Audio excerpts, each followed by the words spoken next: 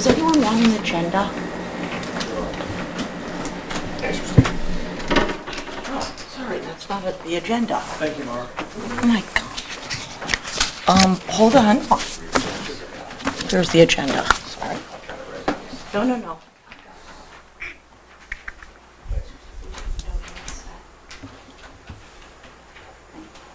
Okay, I'll call the meeting to order and start with a roll call. To my far left is Christopher Whalen, Bert Spalding Sr. to my left, Ben Nelson, the acting chairman, and Jeffrey Kessler to the right. And administration, do we have anything? No. Thank you. And I'd like to add something either to this agenda or to next week about, as I was looking through this, I was wondering about if this board might want to ask the planning board to have handicap ramps be a special exception rather than a variance. So I don't know whether we want to do that at the end or schedule it for next. You could Next address it at the end, or I could make a note of it right now. We'll see what time we get done. Okay. How's that sound? Yelling the loudest will help. Okay, and we'll do minutes at the end. So case number 1117, Jeffrey Davis, owner, requested variance is provided in Article 2, Section 213-4 of the zoning ordinance to permit a handicap ramp in the front setback. The property is identified as map 117, lot 49, located at 123 South Main in the professional business district, professional business zoning district. And the way we'll work it for all the cases is to have the applicant present their case and kind of go through what they want to do and the 5 criteria. I don't know if you're interested, and then on the back it's got the drawing. I believe it was filled out by yes, by the book, yeah. Okay. And there's your design that they put. And then we'll have the neighbors or any abutters speak, and then we'll have a chance, and just direct comments to the board so we can avoid back and forth. So Mr. Davis, if you would tell us what you'd like to do. Well, obviously it's not the same getting up the stairs anymore. I just need to put a access ramp in front of my house, because that's the access into the house. And right now we're using an aluminum ramp that folds, and it's not anywhere near long enough. The only way I can get into the house is have my muscle man friend Alan over there come from wherever he is and push me up, because it's so steep. And it should really be lengthened and not at such a steep angle, and then I should be able to rear myself up the ramp. But Can I say something? The biggest issue for the variance is it's too close to the sidewalk, and it just needs to be okayed. And we'll try and figure out the drawing. So it's going to go. You want me to explain it to you? Yeah, I think I figured it out, but go ahead. It comes off the front porch from right. There's a little landing at the top. It turns right, goes down at the prescribed angle to another landing, does a 180-degree turn and comes back and deposits you right out on your, front walk to your house. And that way the pitch of the ramp meets ADA requirements. It's Yeah. not too steep. I figured out the you 1, can 2, 3, manage it 4 after yourself. looking at it for a few minutes. And it's probably constructed so that it's a little more sturdy than a temporary ramp. Any? Does that explain the Yeah. picture to you? Yeah. No, I did figure out the Okay. 1, 2, 3, 4 after a while. Yeah. It did take me a minute.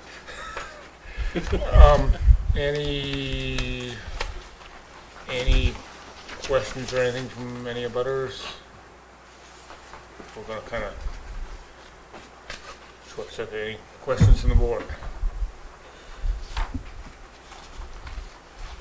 Mr. Spalding?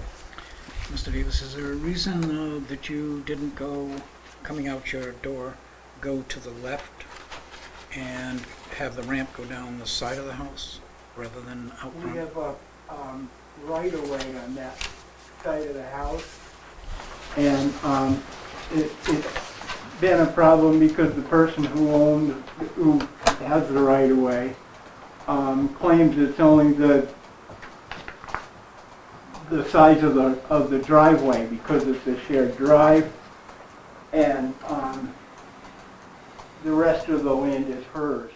And I'd be interfering on her land either way to go up that side.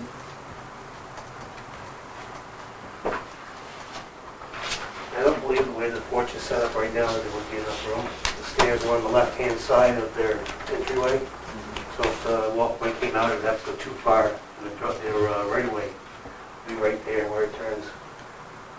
It's on slope. So are there dimensions of the right of way and the distance from the house? From the edge of the house to the right of way?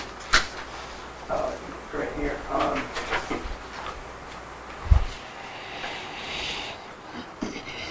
Right, it looks like it's 8 feet.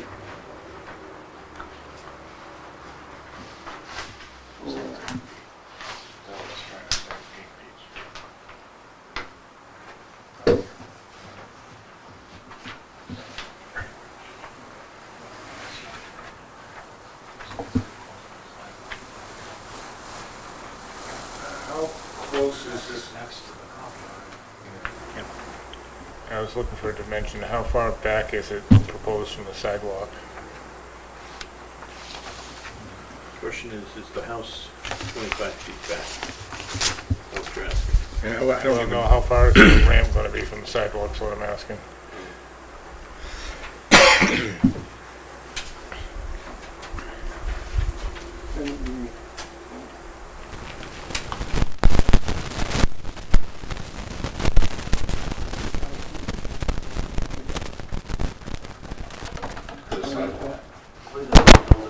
I think that might have been it. I spoke to the builder. Take that approximate dimension Yeah, and this bring is it, and bring scale. it this way. So you've got 1, 2, 3, 4, Yeah. 5, 1, 2, 3, 4, 5. So it's about 1 Right. foot per square. And I asked even about other entryways, and she even stated that there were other ways weren't necessarily an access to his unit. Do you own the whole home, or is it just the I don't lower? know. But you're living on the first floor? On the first floor. Okay. The back of the house is raised up to the basement, and there's a garage down there. And unless I put in an elevator, we could probably require another meeting. I can't get in that way. No, just a building permit. Oh, okay, well, that could be. And lots of cash. And so that's the only way I can actually get in. I looked up some things in the ADA that pertains to state municipalities, and ordinances can be overridden by the ADA. I had that thought, so I'm glad Did you you? did do Yeah. some homework. All right, I wondered if they, Yeah, I did it. if they did.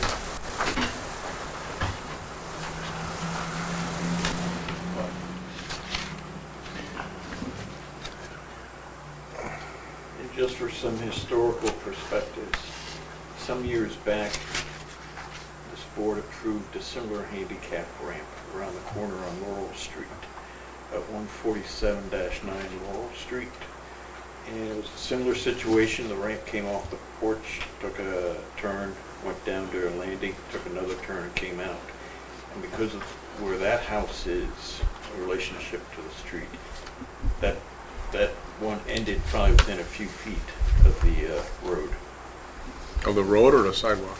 There is no sidewalk there. Oh, there was no, okay. No, this is on Laurel Street at the bottom of it where it turns and it's the last house on Laurel Street, on the north side before it empties out into South Main.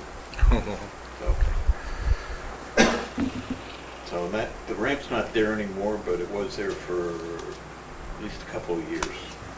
And that, I don't know if that's something you want to look to see what was approved there, but that was a case where a ramp was needed, and this board approved the ramp for that. The only question I have is at the bottom of the ramp, it says it's hard pack pad, a hard pack pad. Is that a, Concrete walkway. it is a concrete pad they're gonna put at the end of that? Good, It's okay. already there. It's existing. Okay, good. They also have to park their car up there, so that left-hand side as they come out of the house and the car will have to be, there's no longer use for back entrance. Oh, I see. So, where do they park their car? Right on a street right there in front? Right on the front of the house. Okay. Pretty normal for a lot of the residents to Yeah. park along this. Yeah, I noticed that as it on that down here.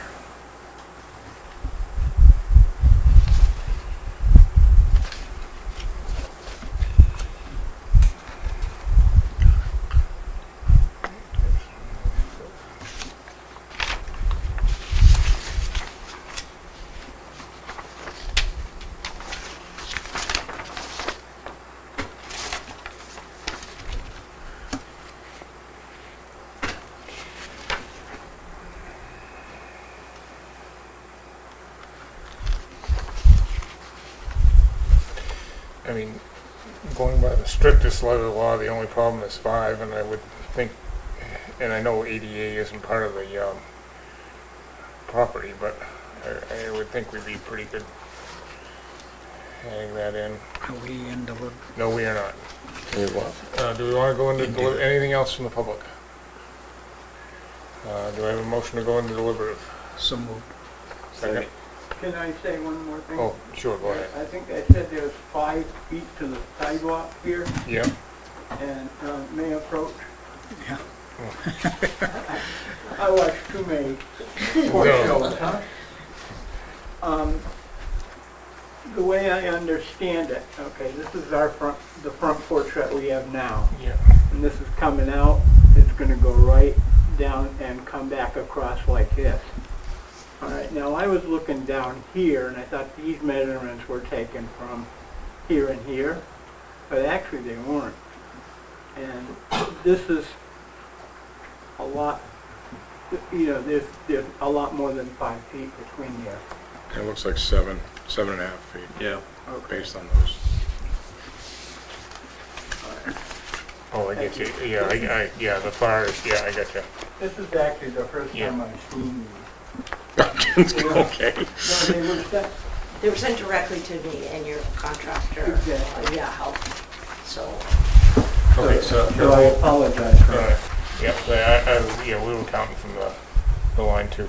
A motion and a second to go into deliberative, all in favor? Aye. Okay, so now we're in deliberative. I think our biggest hurdle is the ADA, because I am a firm believer that as the years went by, we did not amend the zoning ordinance to consider handicap accessibility in this manner. So, if in fact he cannot go to his left coming out of the door, which would present 2 problems. I believe those doors are hinged left and open, not right. Am I correct on that? Oh, I'm talking about, The door, when you leave, when you come out of the house, the doors as you face them, are they hinged right or hinged left? From the right inside, and then a screen door opens from the right, goes to the left. Okay.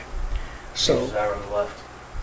so taking that into consideration and the additional drop, if you look at the picture, you can see the additional Yeah. drop would require a longer ramp going downhill. So each foot it goes downhill, it's an increased distance. So I think that, I think this is doable because I believe that the ordinance did not anticipate Yeah. this condition. And, and that's why I was thinking if we want to, at a later date, discuss bumping them down to special exceptions, have the planning board look at doing that, so it's not So it doesn't become a quite so zoning onerous. issue.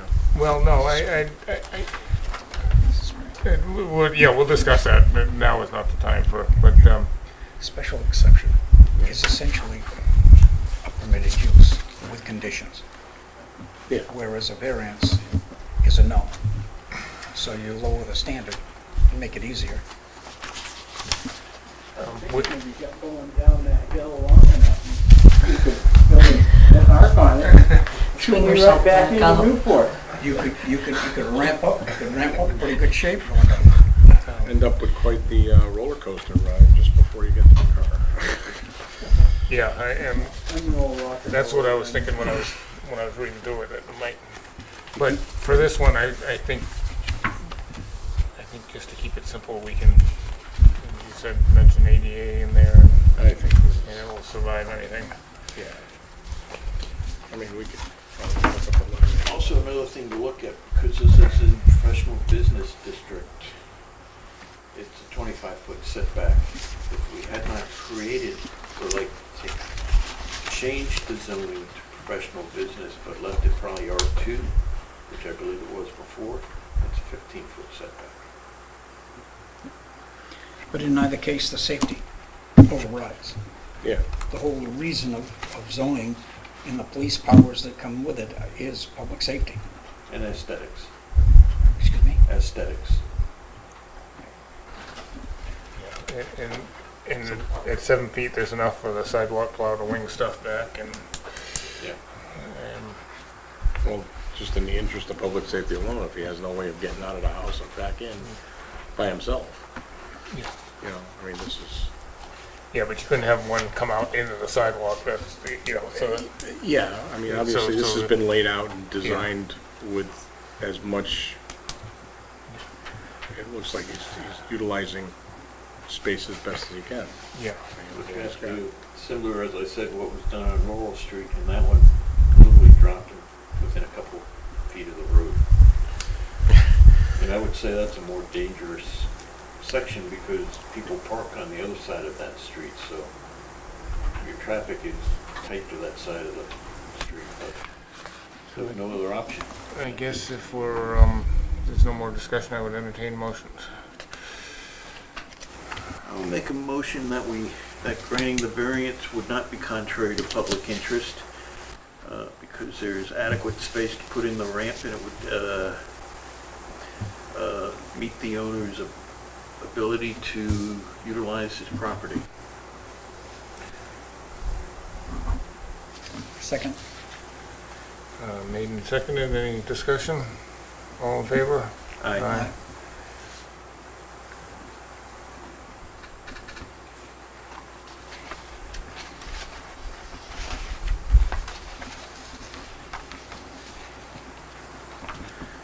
I'd say the spirit of the ordinance would be observed because the owner can utilize his property and does not interfere with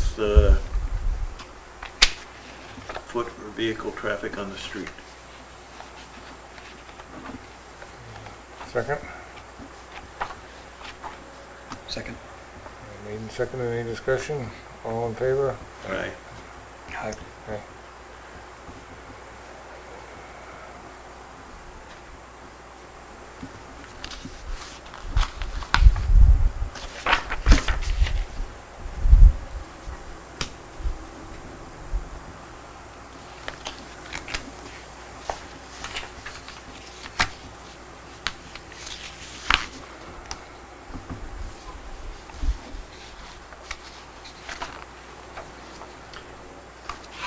Make a motion that granting the variance would do substantial justice because it allows the owner to utilize his property. Yeah, leave it at that. Second. Any discussion? All in favor? Aye.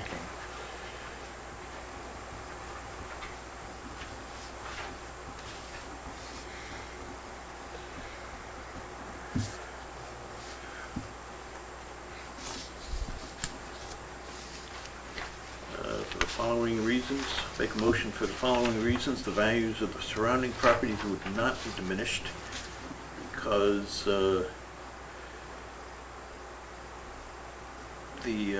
installation of a ramp is considered routine in today's environment.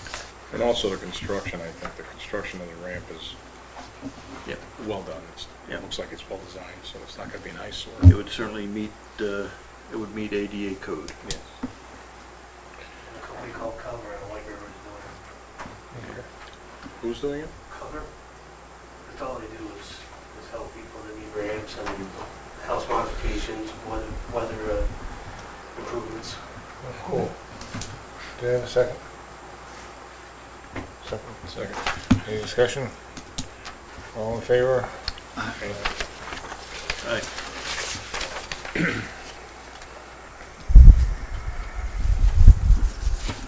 right.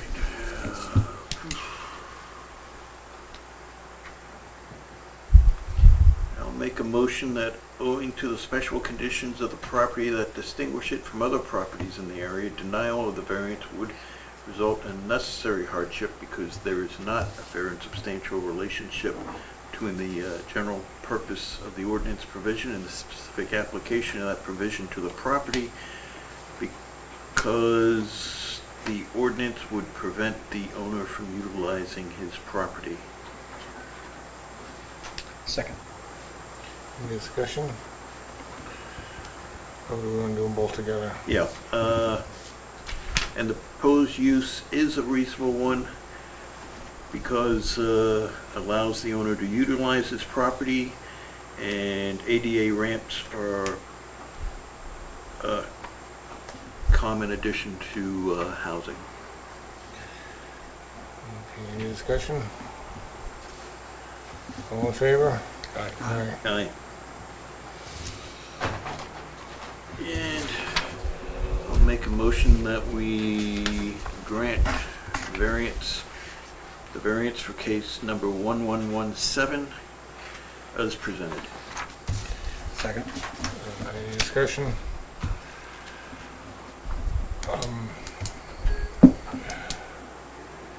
All in favor? Aye. Okay, so you're all set. If you could sign the notice of decision, Okay. and then I'll pick up the file.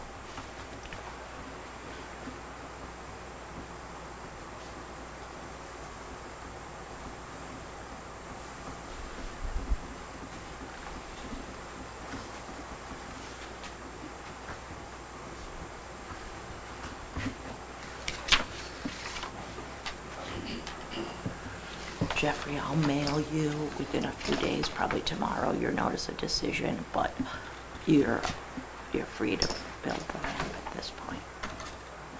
But you can have it for your records, Yeah. or the contractors. Thank you. You're welcome.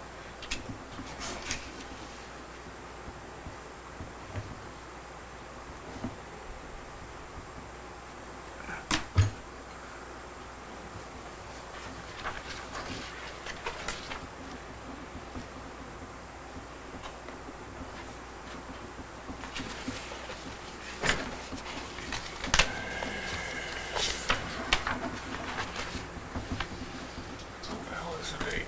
16.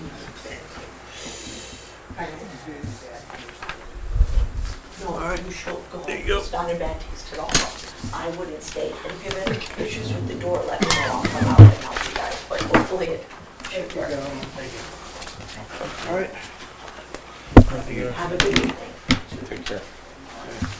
No, staying to the end sometimes is cruel and unusual. Are you saying we can leave? That would be in bad taste.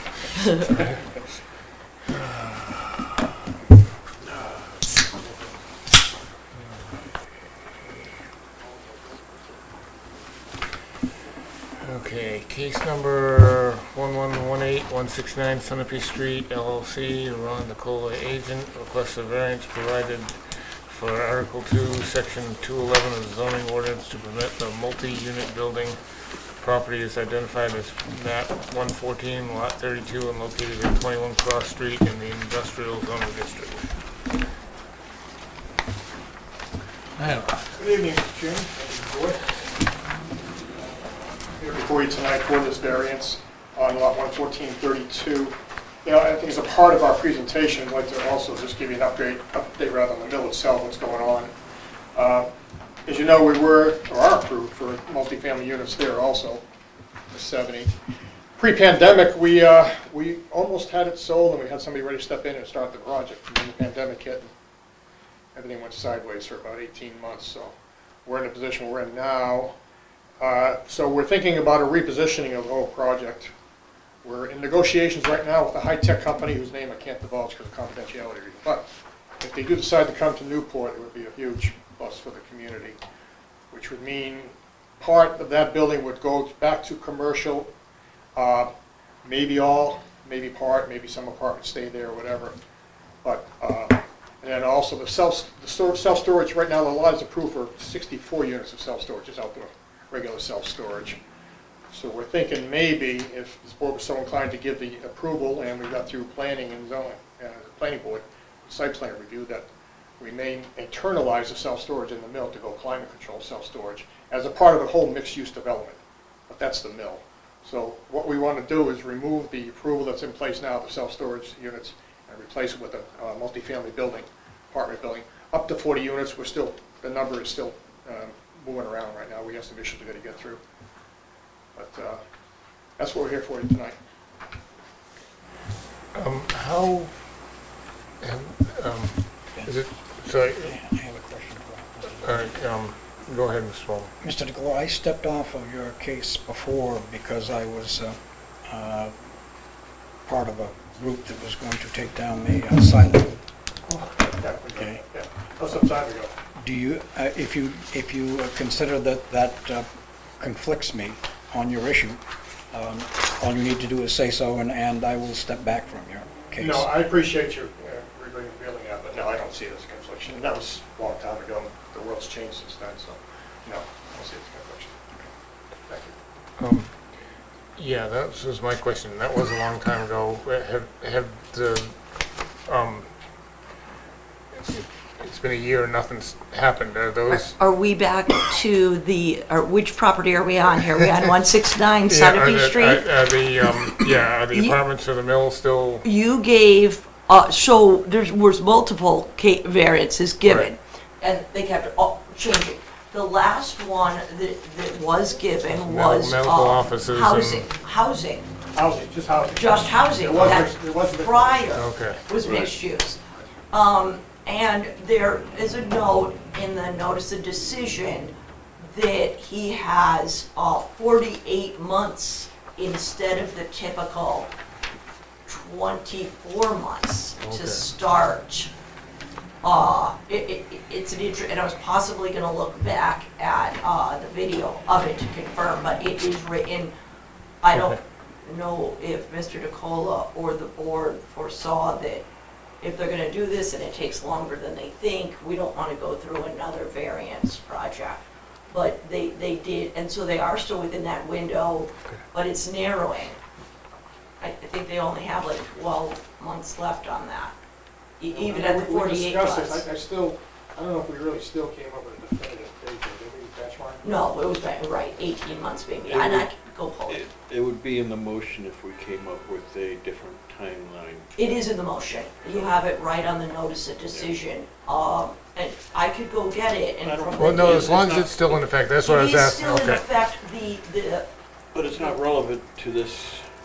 Well, it's relevant to the neighborhood. Christina, it isn't still in effect. the, In other words, he could go forward with his plans. at the mill to make apartments, housing. Right. The number of apartments would be part of the criteria of that.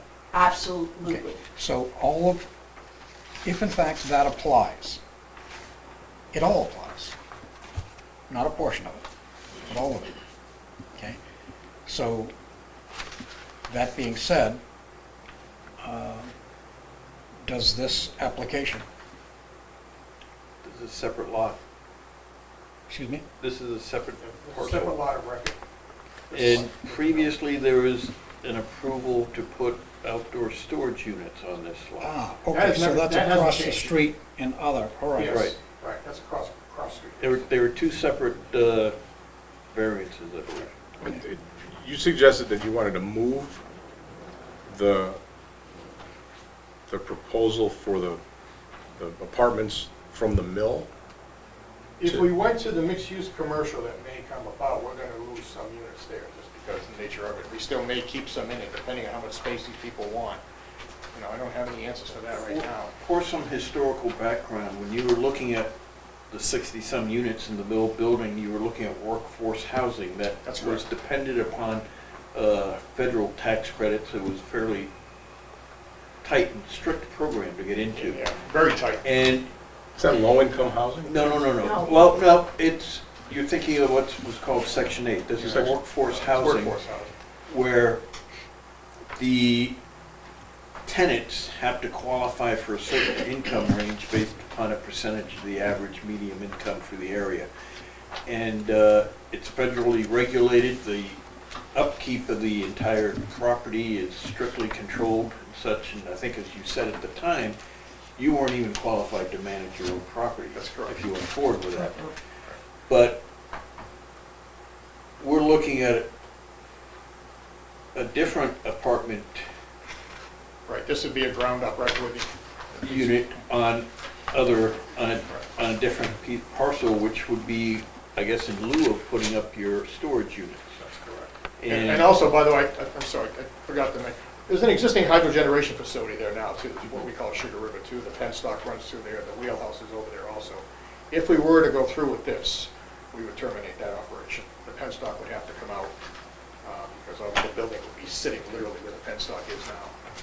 Okay, so I guess for me to rephrase that, we have two pieces of property, two hands. This one has approval for X number of units, and you're looking for this one with X number of units. Are you saying that if this happens, this doesn't, as No, units? no, because we don't know what this is yet, so the 7 units are going to stay in place. There's an extreme housing shortage in New Hampshire. We're not worried about filling apartments up. So even if it went from 70 to 110 or whatever it's going to be. So if this goes forward, the storage units go away That's from correct. this property. Right, and it is a possibility that we would move the self-storage maybe to the first floor of the mill. You know, what they call climate control self-storage is a big demand for that right now. And it's really irrelevant to this application. It is. But what you're saying is, you may be going forward with the mill building for a commercial use. And if Mixed the- use, I think, I'd rather use mixed use. right. Mixed use, Right. and whether you have to come back to us for that or not, I don't know, That's correct. But having storage in one and tenants, commercial tenants in others, floors or such, is a different use than having it all apartments. That's correct. I don't think, though, about that the storage unit application is valid any longer. I do believe that one hasn't expired, but I would have to go look. That's fine, because we're not looking. Right, no, it would considering- almost negate, like, you wouldn't have to worry, because I think that has expired. It was the housing at 169 Sunapee that got the additional years, and the 21 Cross was considered a regular. You know, I'd have to look at that, Christine. I'm pretty sure that we got both of them extended.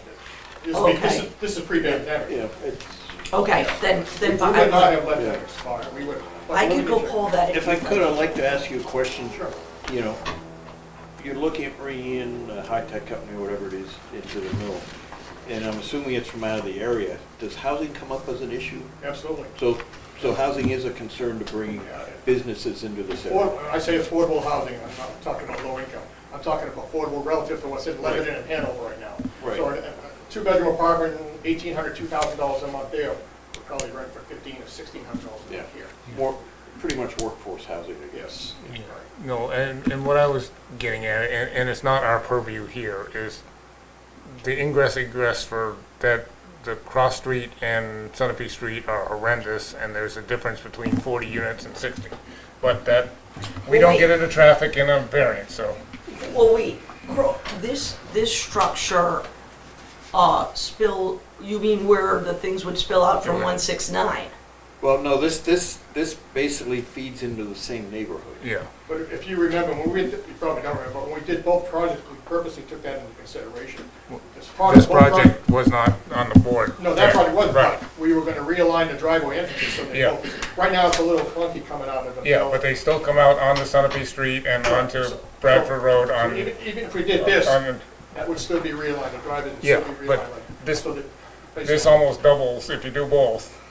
That's 100 units coming out onto either Sunapee Street like this or onto Bradford Road like this. Do I understand this But that's correctly? not our purview, that's planning board Do I now. understand this correctly, that the entrance to this apartment, perceived apartment complex is on Canal Street? No, the entrance would be off of Cross Street. The building would parallel Canal Street. This is gonna be replaced. I could get a bigger, better No, map. I don't think we need it. I mean, that's really a planning. All Yeah, right, when you, yeah. Yeah. This is the property he's talking about right here? Yes, yes. Okay. So what is this?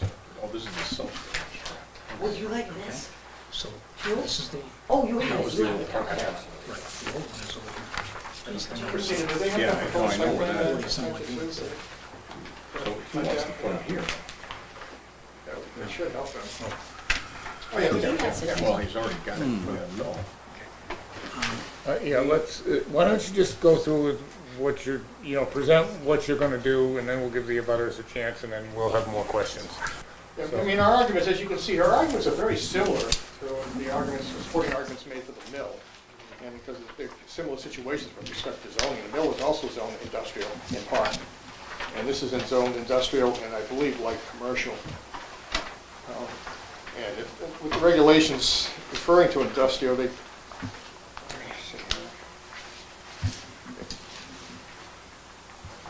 it's intended that separation of industrial uses from residential uses will promote a more desirable land use pattern. And that's one of our arguments, actually. We're surrounded by multifamilies where we are right there.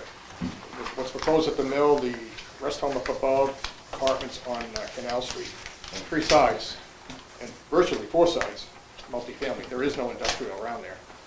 So if we wanted to go there by right, do something by right that's permitted in industrial zone, it'd be heterogeneous to what's there now, and it certainly would not be conforming to residential use. So we feel this is a much better use in that respect.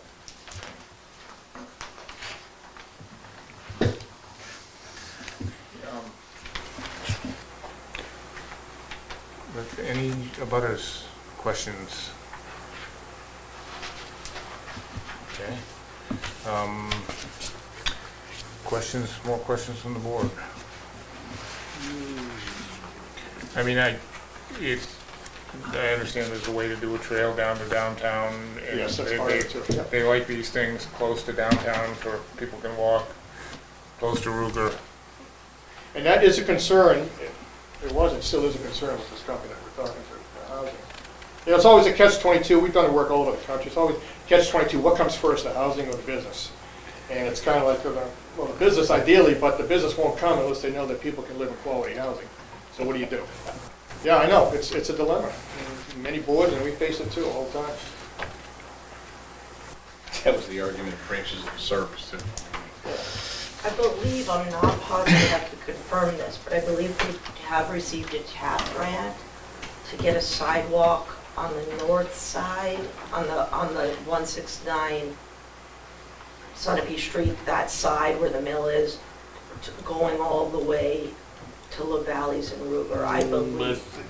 Oh, Jeffrey, okay. It's probably starting from down here to renovate the sidewalk in about a $750,000 grant that will probably get us about 2,800 feet of sidewalk, and I'm not sure how far that'll go, but that's a start.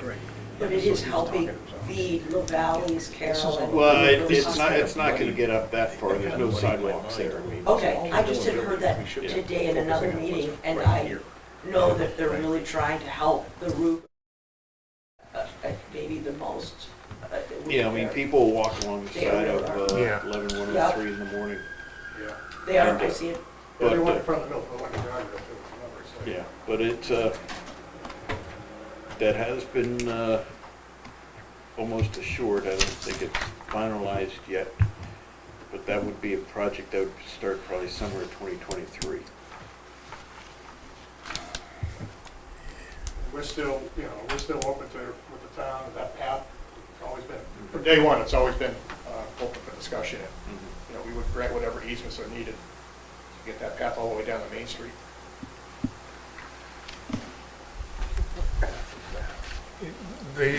One of the drawings shows it comes all the way down to Salt Hills, little building there. There's along the river, there's a right of way down, right to downtown. Yeah, we own just about down to Main Street. We abut Salt Hill. One of the drawings, I think, showed it. Yeah, here we go. The colored one. This little spike that goes all the way down all to. right.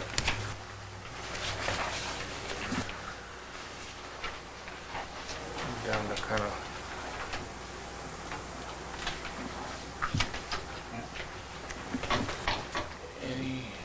I would like to see us have plans and more information.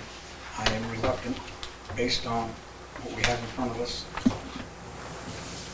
to go forward. We are looking at a new case on a new lot with a picture of a building. What are the setbacks? What is the parking? Is not our purview. But we're looking at a variance, which requires a hardship. And so that's where we need to focus, is on that hardship. Well, again, we would argue that the hardship is the same as the hardship we face with the mill, and for the lot across the street, actually, that we got a variance on also, which we sold since, but. And those issues that you raised, yeah, they're credible issues, but, we're prepared to address the issues during site plan review with the planning board. We understand that these issues need to be discussed and addressed. So are we going into deliberation? We can, or we can still, yeah, I guess we're done asking questions. So if that's, Move to it. motion, or second? Second. All right, moved and seconded, and all in favor? All right. All right, so we're in deliberation. Yeah, speaking to a hardship, this is an industrial lot. I don't think any industry is gonna be locating down there. What used to be down there depended upon the river to power it back in those days. It's been empty for quite a while. He's taking out an industrial use to put this in. That's industrial use. It's in the industrial zone, yes. So you gotta go, The he's taking out underlying the power zone plant, before his first approval put this in. was industrial. Yes. But, So he's taking out an Yes. industrial use. No, just, right, that's it, yes, but doesn't. the hardship, what's the hardship that taking that industrial use out is gonna create versus the hardship we have, with the housing shortage in the state? It has to be a hardship in the property, not in the environment. Well, first of all, if you think that an industrial enterprise of any kind is gonna corner themselves and access like is on that property, There's one sitting there now. The power plant's right there. that little building right there, Yeah. yeah, how much power does that generate? I don't know. Does it belong to, Which sure, building are you referring to? is that little building that's over there, is that the, That's part of the wheelhouse for the hydro generation facility. okay, Right. That's the computers are there, the relays is there, the turbine is there, and the penstock goes into that building. okay, so the turbines in that building downstairs. All right, how much, what are we talking about for generation? That doesn't belong to a private individual, that probably is. No, we own that. You own that, so you're leasing, you're selling the power to, It's not a power that, but it's not a business we want to be in. It's not a good business, and we've got more problems, and it's not working anymore. But right now, yes. so what do you, if you don't get it granted, what are you gonna do with the property? You're just gonna shut it down? Don't know. Don't know. What do you think,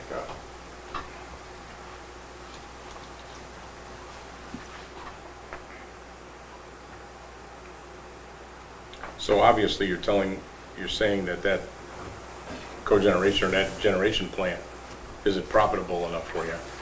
And an apartment building would be much more it would never be profitable enough. We're going through relicensing now, and who knows whether we're gonna get that with FERC. That's a long, inexpensive process. So we would just shut that down, maybe use that as a club of some kind, or a gym or something like that for the apartments, some kind of equipment room or whatever. But yeah.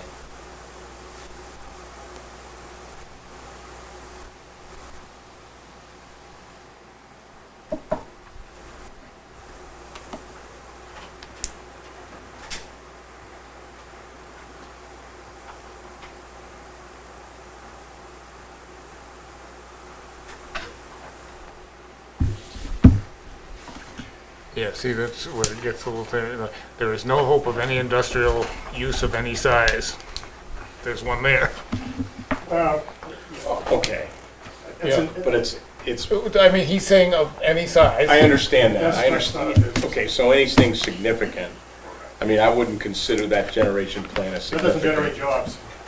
Yeah, it's all automated. This is the whole green economy, shutting down green, But the thing is, green power. is it Did we take a vote? Yeah, yes, we did. I mean, the question is for the current owners of the plant. I mean, is it what I'm hearing is not a viable business for them to be in? I'm just saying you need a better hardship argument. I'm not saying no, I'm just saying, But, Jeff, if you buy something in a zone and you intend to do something different, wouldn't you do a purchase and sale that would be commensurate with approval? So here we are with an industrial law wanting to change the use that the town-wide, we voted for it to be industrial. There's got to be a hardship, a reason it cannot be used as the ordinance says. So that being said, where is it? How do we get to it based on the information that we have in front of us? Okay, but Let me finish. If, in fact, we can get more information by a continuance that support the hardship or change of use of a zoned piece of property, then we can entertain that. Yeah. But we're in deliberation now, to be nice about it. It's kind of like you're not there, or we're in the other room. Jury's gone out. There are a lot of things being discussed here that, that I would like to comment on, but go ahead. and we'll probably give you a chance. But, I think this is industrial because way back when the, I was just gonna say that. deliveries are made by horse-drawn wagon, that's what was there. Is not, I think, an ideal industrial site that you're gonna go out and advertise for industrial. Was that hydroelectric plant providing power for the mill at the time? At one point? no, this was added after the I fact, I don't think. believe it ever was. Yeah, Okay. the original was, this was added, Ruger added this in Right, later. that was a hobby thing. That dam, but there was No, that doesn't a conduit that went down further. What do they call that? There we go. That was a shoe shop there originally, Oh, okay. international shoe, and it was part of that shoe shop. But the second one they added later or was I can remember when they The one that sits by itself that he's talking about, it was there for the shoe shop that was there and torn down. Oh, okay, all right, thanks. There's something in the ordinance, and I didn't read it, about if the zone changes. If all the areas around it become multi-use. And I'm trying to remember, I can't remember the wording, but I wouldn't mind taking time to look that up. This was in our 2019. And Jeff, I'd like to go back to your horse and buggy days. This ordinance, the horse and buggies were long gone when 1988 came out. Yeah, and I think in 1980, they were still hoping heavy industry would come in, and I think those hopes It have... doesn't have to be heavy. No, It yeah. has to be industrial. Yeah, But in 1988, they were probably hoping another shoe Well, shop was I gonna would come. think it'd be more likely for any kind of industry to come into the mill before it would come into that, Do new construction on that property. on the mill. No, on that lot. No. Chris, I would take and disagree with that, because today, the first floor sort of thing, handling as opposed to multi-floor is part of the liabilities of a big multi-story building. Elevators now, the cost of loading docks right on the same floor. So that makes a piece of land attractive in and of itself to build Well, on. especially an empty piece of land. You can start from the ground and get stuff. But, I mean, I don't,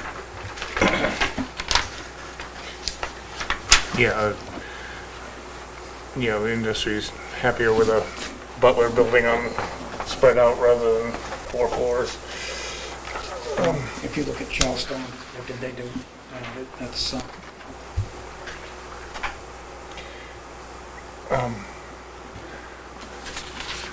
I'd like to, I mean, this is just me talking, I'd like to get the yes. I'm trying to figure out if it's gonna take somebody better at hardship than I am to get there, and if we had some, Did you see it, oh, was this an RSA? oh, there's something in that says, it gives the zoning ordinance some leeway if, and the common thing would be like, Sunapee Street. I know Reggie Dodge is always in talking about how it used to be a neighborhood and it's just become industrial. And there is some leeway if a zone has changed. Naturally. Right. so you're talking about the surrounding Has area like in changed, here. yeah. is Yeah, he's kind of an island. As he correctly said, it's pretty much multi-family all the way around.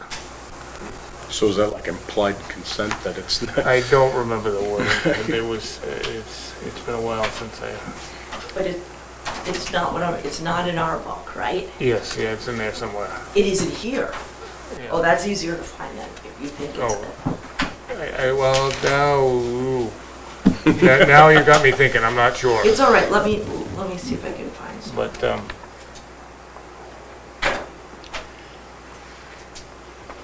So this, all of this area belongs to these guys?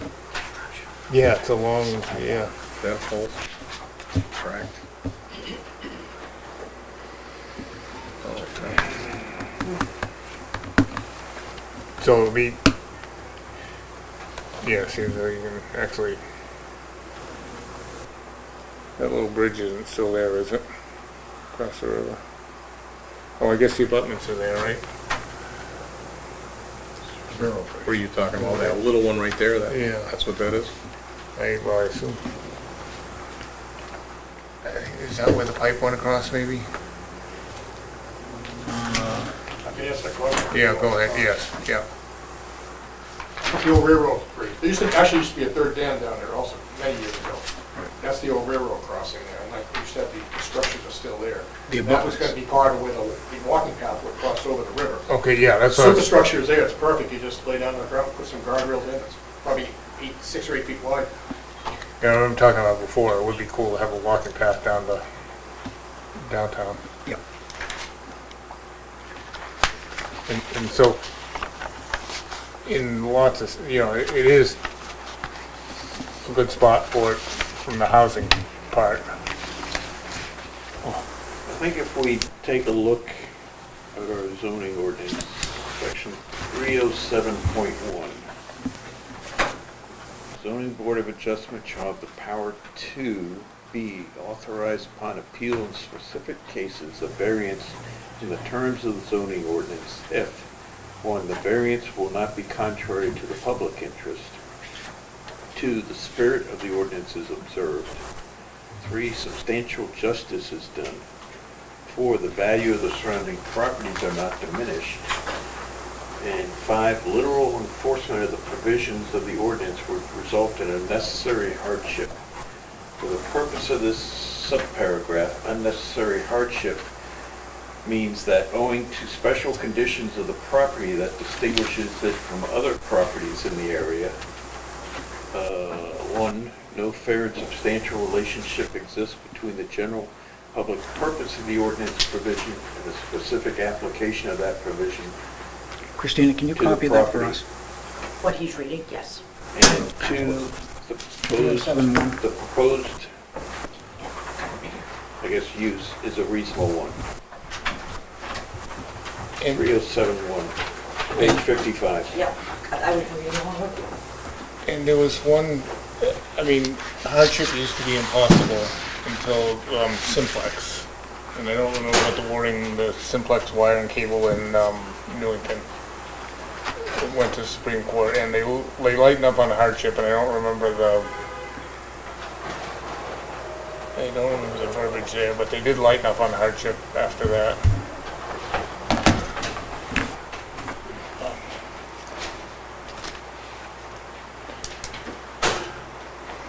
I mean, You guys cut, hardship would, almost look like the same picture of Spring Street.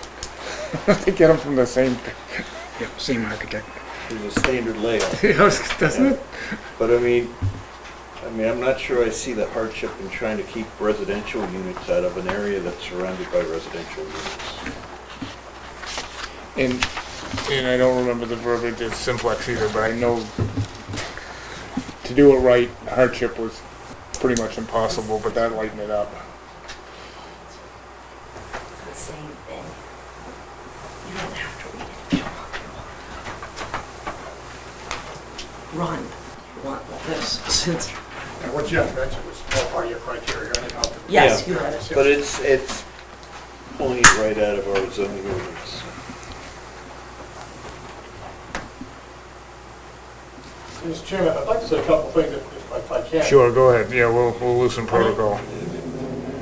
Precedent's been set for the very thing we're asking for, with what happened with the mill and even what happened across the street on 132, whatever, that's lot 45, that we got approved also for a mixed-use development, excuse me, a Cluster. cluster, thank you, elderly housing type thing, because that was a split zone also. And over and above that, and from a taxpayer standpoint, what would you rather have? With all due respect, I think you're fooling yourself to think that anything residential or industrial is going to go in that lot. So right now, we're paying $7,300 roughly a year in taxes. So would you rather have that, or would you rather have a 40-unit apartment building paying $125,000, whatever the number is, $125,000 a year, and providing quality housing for the community? I think that's the effective way to look at this. And But as jurors, as we sit here in deliberations, we cannot make a decision that this guy who shot the other person did it because the other person needed to be shot. I don't think that. We're guided by the laws and the ordinance that's in front of us. And what I'm saying respectfully is I think the law, it's all there, and I think our arguments are effective, and again, precedent has been set, so I'm a little surprised to see the pushback we're getting tonight because of this. I would have thought the town would have welcomed something like this.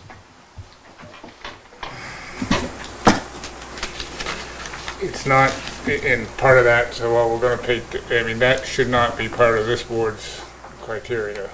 And so that didn't win a lot of arguments. And the building is a building that's already there. So there is some differences. You can barely see the building that's already there.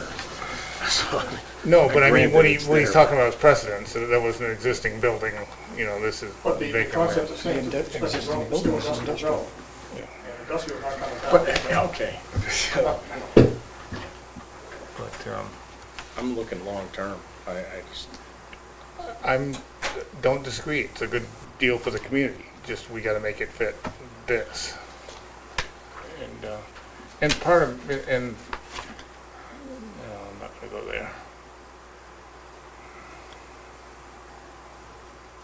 So is this lot basically a industrial zoned island surrounded by residential? You actually had brought up that that should be relooked at, because it is, we're not supposed to, well, the idea of zoning is it's supposed to be spot zoning. In essence, this is somewhat spot zoning, oddly enough, and I think it's the river. For that reason, we also did the we allowed multi-unit in the Dunkin' Donuts building, which is industrial, doesn't allow residential housing. And that's significantly more industrial, I would say, that allowed the housing units up there. So they're it is You know, true. that must have gone away, right, because they haven't built them. No, they've been approved to build the units. He moves in his own time frame. Yeah, I know, but I mean, there hasn't been any construction for, It- they were approved a couple of years ago. No, There's the recent one, they just were here. They've Oh, they been came before back us in. twice. Okay, all right, I must have missed the second one. Yeah, it was within the last year. Okay, And I can't remember if they either took one unit out or added a unit. okay.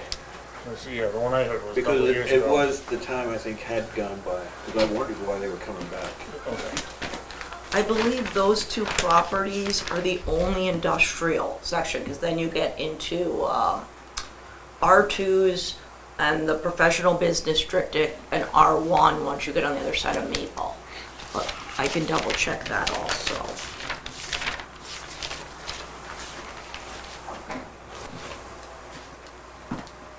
And you get to that side of Spring Street, which is industrial. No, that wasn't industrial. That was a special exception.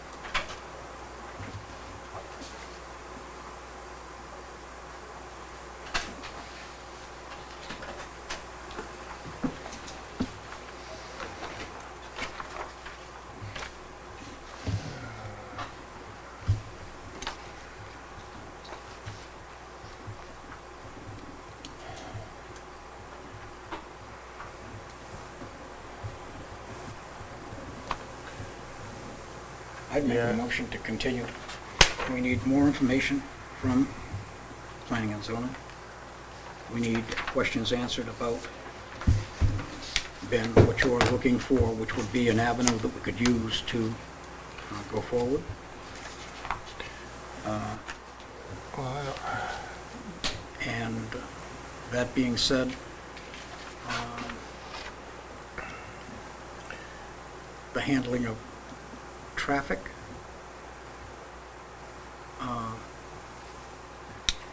that, If, go let ahead. me Yeah, finish. sorry. The plan of storage had traffic, but would not be the traffic that you have here. So I think we need more to make a decision based on what is in front of us. I can't vote for. That's, as I say, the traffic ingress egress is one of my issues, but, and if it were a special exception, that would be our purview, but on a variance, it's not really our purview. We just do the use and planning gets traffic and ingress, egress, all that stuff. And ours is just the use, and I think I can get by A on hardship. I mean, would be my issue with it, is traffic and putting all that traffic on Cross Street and coming out. But that's not here.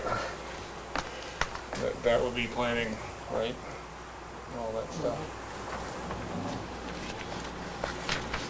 So, But what we really have in front of us is an area that was voted by the community as industrial, townwide. yeah. And we're sitting here with what information is in front of us, making a decision to change that. We're not changing the zoning. We're allowing a use outside what is listed as. You mean the zoning use that is for industrial says it could be used as residential? No, that's why you have a variance. We're allowing this property, which is zoned industrial, to be used for something that is not permitted except by variance. it's not permitted by a special exception or it's not an allowed use. That's why we have the variance. So, yeah, no fair and substantial relationship exists between the general public purposes of the ordinance provision and the specific application of that provision to the property.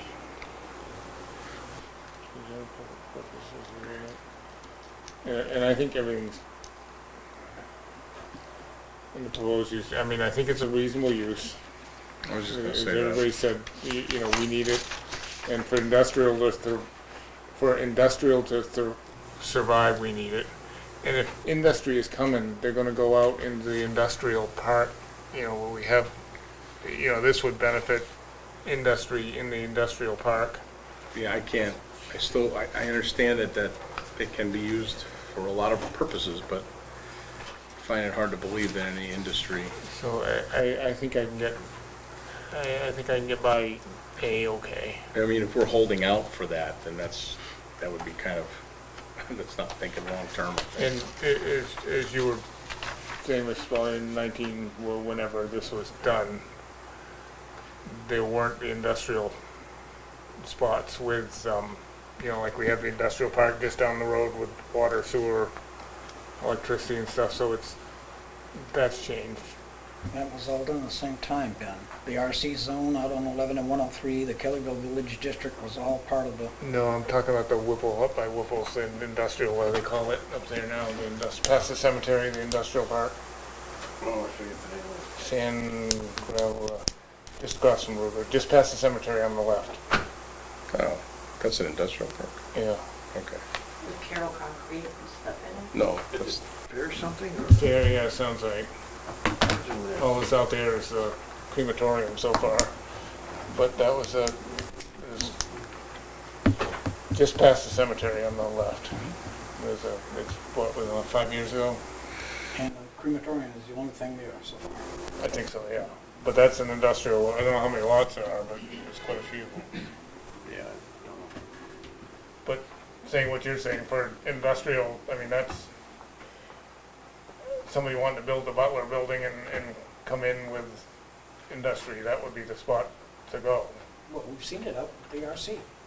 Right. Think about it, come up top of the hill and say, what have you got to get it? You got SG Reed, the Yeah. Pepsi plant, that was one. Yeah. And you come all the way through. So, yes, it can be easily said that building today, a company that's coming in and doing something, the multi-story building doesn't work. So they're looking for a lot. You know, a lot that you don't have to go down. I mean, I talk about the ingress, trail trucks going down either up and down, either one of those. One or the other, right? Is worse than cars coming up and down. So, I mean, that, if somebody's looking to build that Butler building and put a machine shop or something, they're gonna look elsewhere other than in the hole. Which, I mean, this property is kind of, you know, wouldn't be a place you'd build a house either, but this kind of building fit. I mean, what I'm saying, just for me, I can get by A. Bert still has his motion to continue. And it didn't get a second that I know. I didn't hear one. I mean, we could,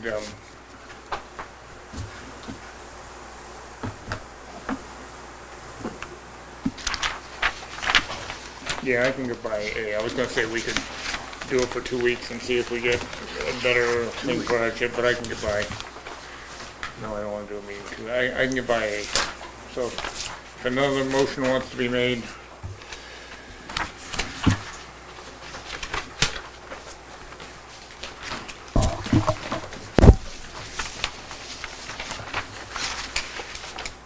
Yeah, I'll make a motion. Yes? Mrs. Spalding had a motion to continue.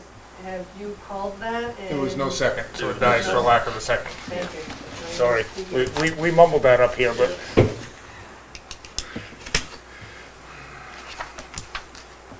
I'll make a motion that granting the variance would not be contrary to the public interest because the lot is surrounded by multifamily housing already.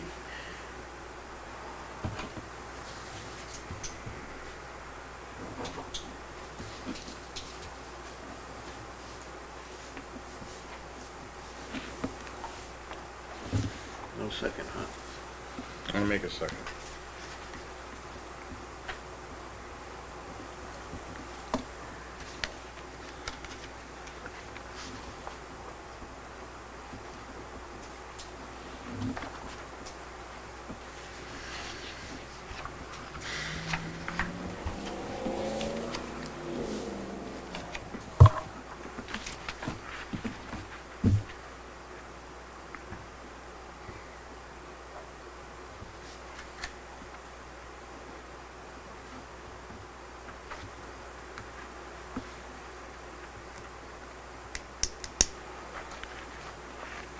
In discussing of the motion. Oh, yes, yeah.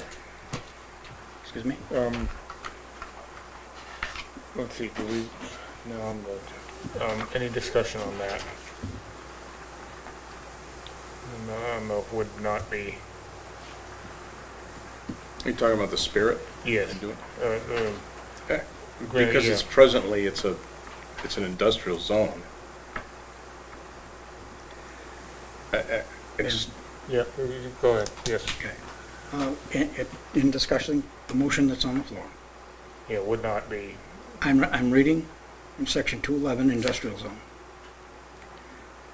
It is intended that the separation of industrial uses from residential uses will promote a more desirable land use pattern, protect industry from the influences of other land uses, provide suitable space needs for industrial location and expansion, and promote stability of industrial and related development. Okay. We voted for that. okay, but And- it's, Wait a minute. Back. okay. We voted for that. It's here, and it's not the law, it's the ordinance. And so, in order for us to get around this, I need more information. I need to know the ins and outs of something. I need more than that picture. And the actual hardship. Something that we can do other than a good feeling. That being said, that's where I stand. yeah, go ahead, Chris, you're,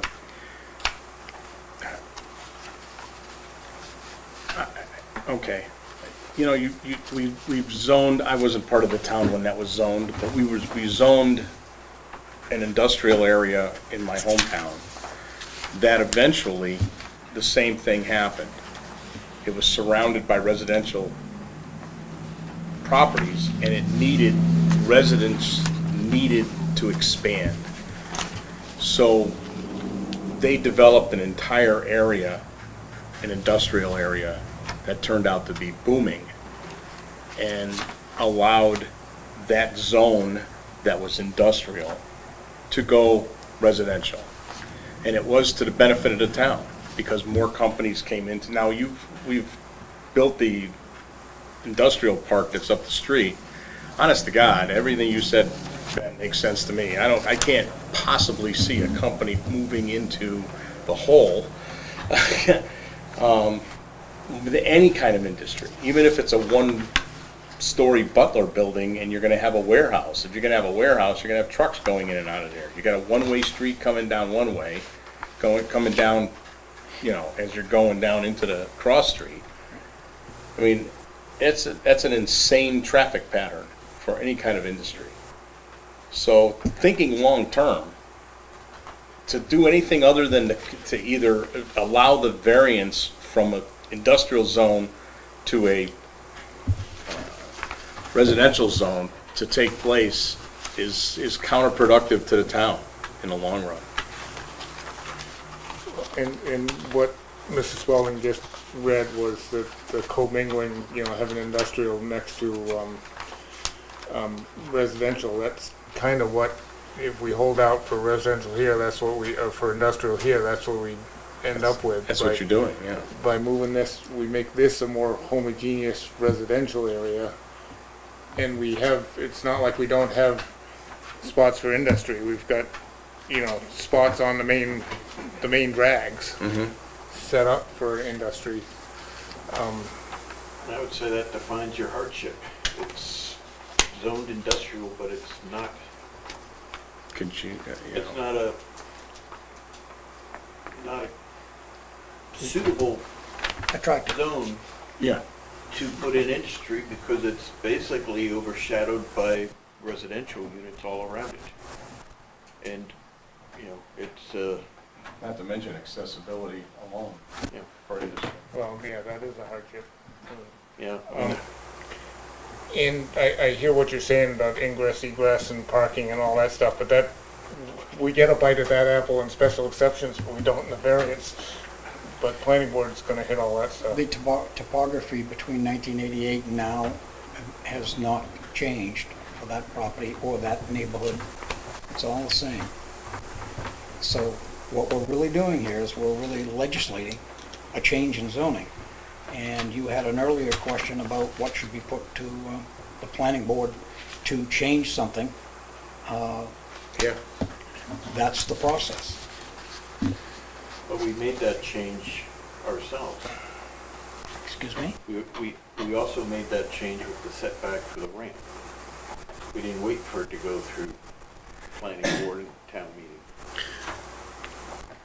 But there are other factors involved in that too.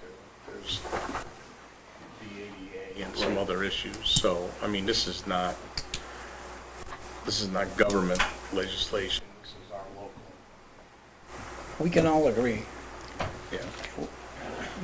Using the whole is a derogatory statement, but it does, it Yes, does explain it. So, for lack of a better word, the whole, no matter how you look at it, with 53-foot trailers now, 102 width, where that parking lot in and of itself would be insufficient to turn around if there was any amount of employees there with cars, with the tractor trailers coming in and out. Would you have one way in and one way out? Which slide do you want to go down, or which hill do you want? You can't you can't come up to Maple Street and sit there with a tractor trailer and make a turn in either direction without having somebody come to a stop. And coming out on the centerpiece is bad. And right, so that in and of itself is a problem. But understanding that, do we have the power to change it here? And that is what has to be researched, and I gotta have something that shows me the path in which to take, as opposed to just sitting here and doing it because, again, the feel-good feeling. So you're suggesting that this go to the planning and zoning board? No. No. It has to go through I'm us. suggesting that we find out, and Mr. DeCola delivers to us a plan, and more than typed paragraphs, detail as to why this property cannot be used as it's zoned. I don't want to waste the board's time, but 2 weeks from now, the presentation is going to be the same. The arguments are going to be the same. So, you got to vote the way you want, but nothing is going to change from our perspective 2 weeks from now. So What you you're want- referring to is planning board purview, and I get that, but this isn't planning board. Well, the hardship is our purview, and it's not our job to come up with the hardship thing, but that's yours, but I almost think we have. I mean, that's the unique hardship to this land is you can't get it's hard to use for industrial, getting trailer trucks in and out, and that type of, to me, that's the hardship that's unique to this land, to use it as industrial. Again, I mean,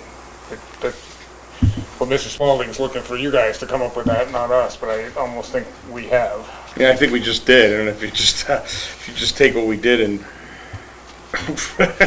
it's like giving you the answer to the test question. I mean, to my mind, the hardship's the hard one, and that fits the hardship for industrial. And I have lots of questions for this here, but it's like I say, we get it's funny, it's different purviews for special exception. We get the density and the traffic and all that stuff, but here we don't. That's, the planning board gets all that fun stuff.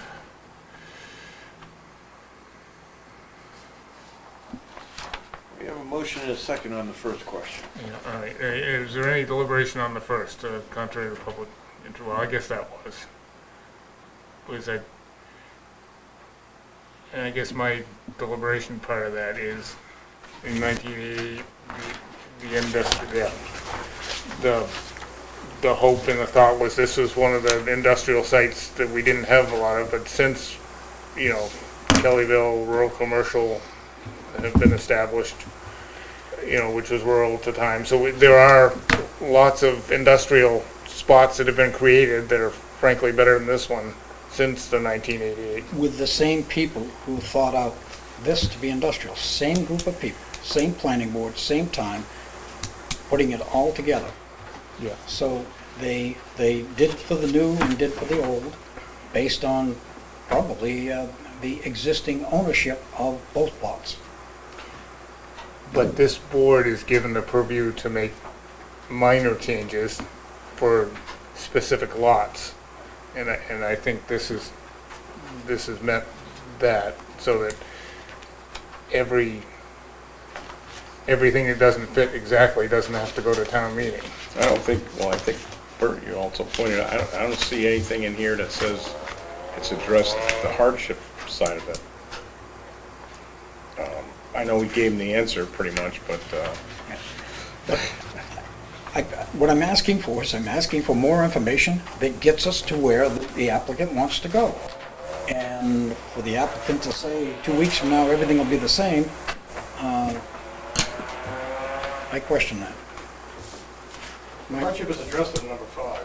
We addressed, that's our narrative.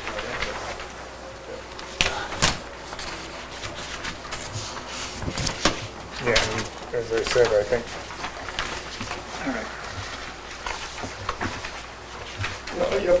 Holistically speaking, and with respect to the master plan of the town, what you want to do to promote growth here is you want linkage with communities like ours in the downtown area.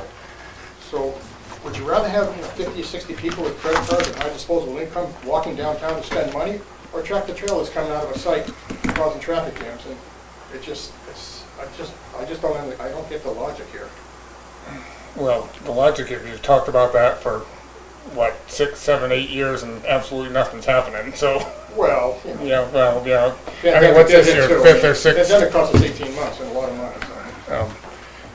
But, so, attitude, you know, and with all due respect,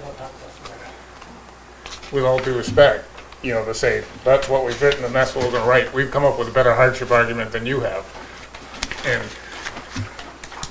if, And there's no reason why he can't plagiarize our argument and expand upon it to convince us that in fact this is the right thing to do. And I do not see those facts in front of us. We have said we see one of the hardships, which is the access, no matter how you want to get to it, is poor for tractor trailers. And I even brought up the point that we've gone from 96 to 102 in width. We've gone from 48 foot as maximum length to 53. They are longer, wider.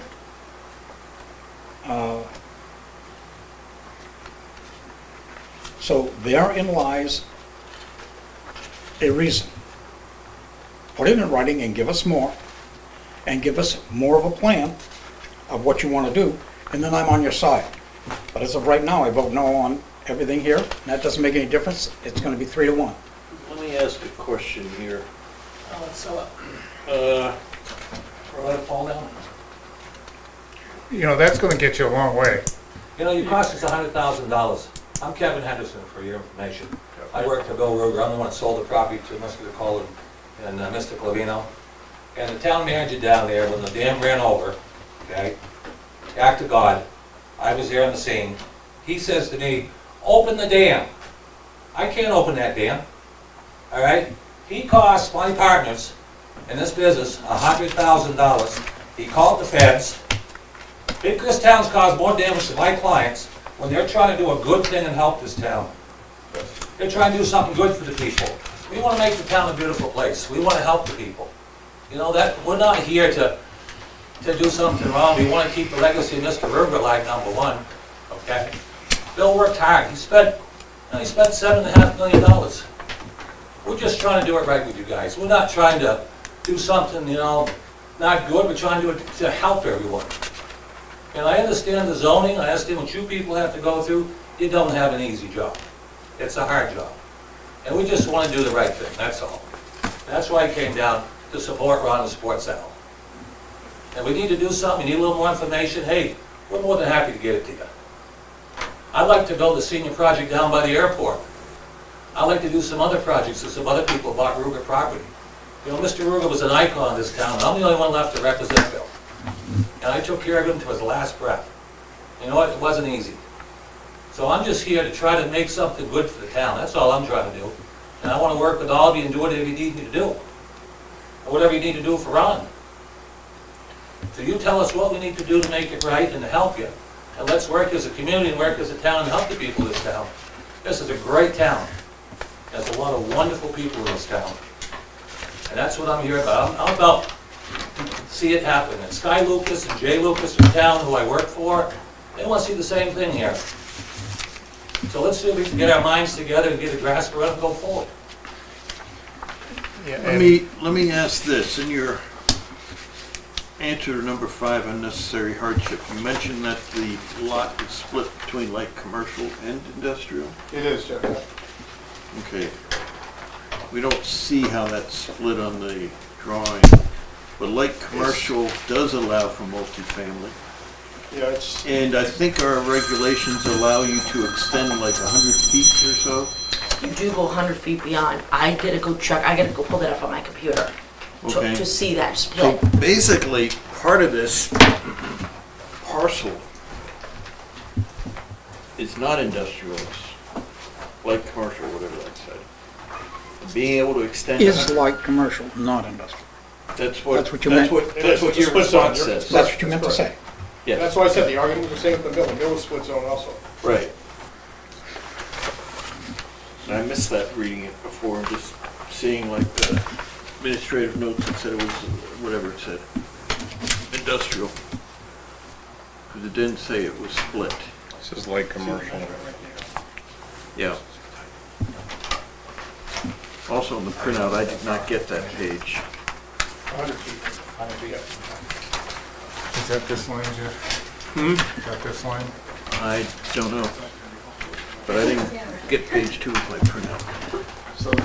Actually, yeah, he does address it. He says there is little or no hope for an industrial use of any size returning to this area in Newport, So the fact which that, is pretty much what we've been saying for 15 minutes. And the fact that I didn't put in there that tractor trailers can't back in and out, which is true, in and out of Cross Street effectively and safely. It's not in there. I didn't know we had to go that level of detail. Well, this isn't your,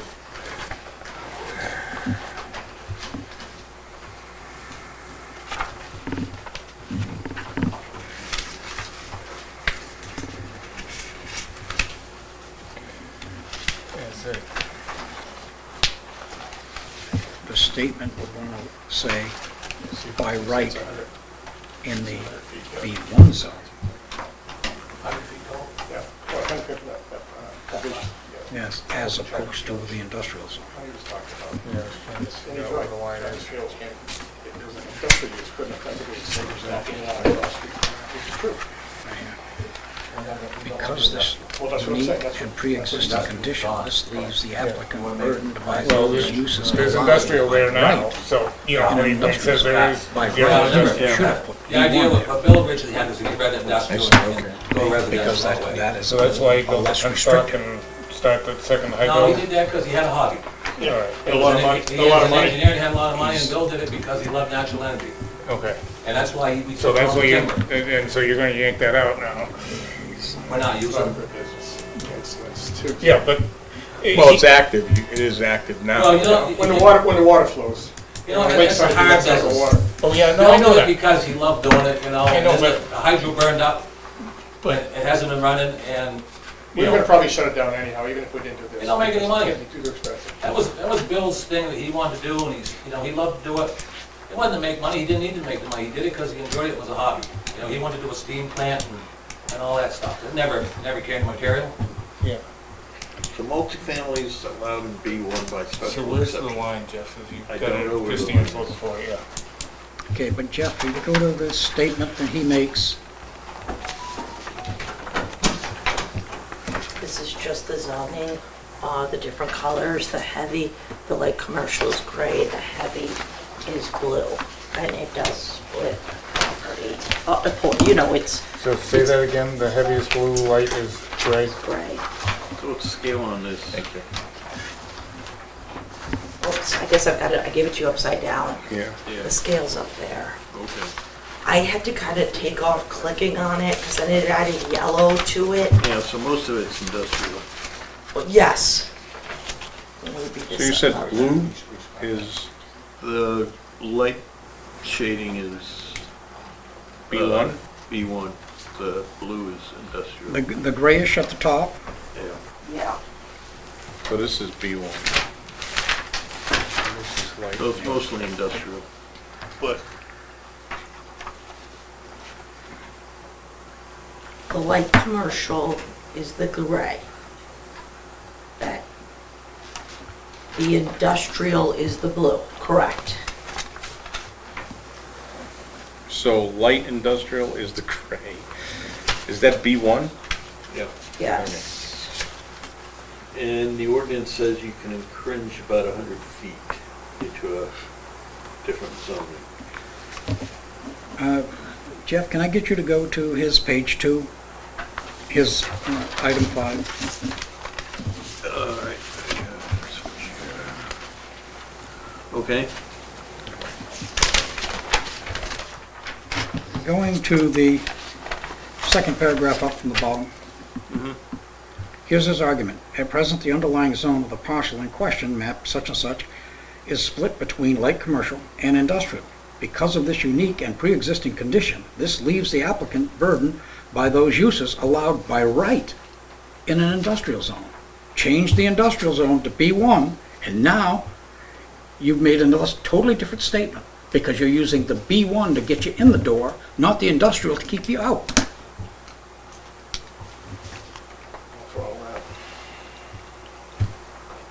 So why can't we just say? it I was think the mis- thing is, for us, because the 100-foot encroachment from B1 into industrial doesn't cover the entire industrial zone.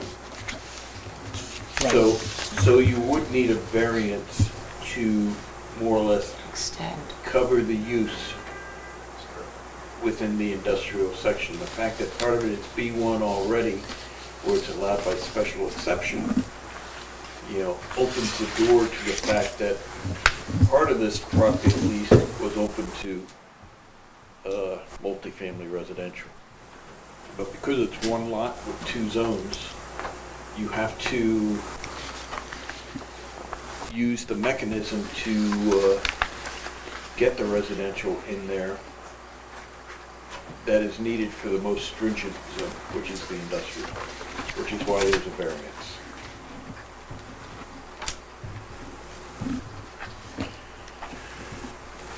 All right, I mean, it would make no sense to do a special exception for half the lot and come back and get a variance for the other half. You do, one variance to cover the whole lot. You're missing something. I'm trying to give you a door in which to do this because it appears now that with two different zones on one lot, that in fact it wasn't so clear that industrial be that separated from housing. So that opens the door to the possibility of a hardship. Without that being presented to me by the applicant, I can't vote that way. It is presented, it's right here in his write-up. yeah, kind of worded, It's worded backwards. yeah. It's worded backwards. Change the one word is what I said. Nobody listened to that. Yeah, no, I I don't feel a need to come back at another meeting. Yeah, Because of flipping a word. I mean, Alright. it's, Then he flips the word, and then we see where it goes from there. But I'm adamant that we cannot overrule the town's vote for what was done. sure again, Why? that's why you have variances. And you have the criteria. Mhm. And so if you're looking for a way around that criteria, it's got to be a wholesome argument to go around. I'm not looking for a way around the criteria. I feel this meets the criteria Okay? for a variance. At least the first one, which I made a motion for. Yeah, All and right. I concur with Mr. Spalding. It was kind of phoned in, but I think we've gotten there, so I'm okay with moving ahead. So we've got the motion on granting would not be contrary. Any more discussion on that? All in favor? Aye. No. As presented. Um,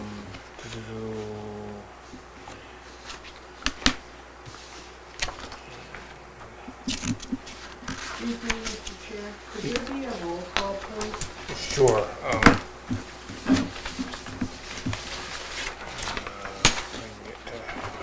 Mr. Kessler, Aye. Mr. Spalding, No. Mr. Whalen, Aye. and chair votes aye. Thank you. I'll make a motion that the spirit of the ordinance would be observed because industrial zones are meant to be isolated from residential areas, and this lot exists in two zones where residential is permitted by special exception.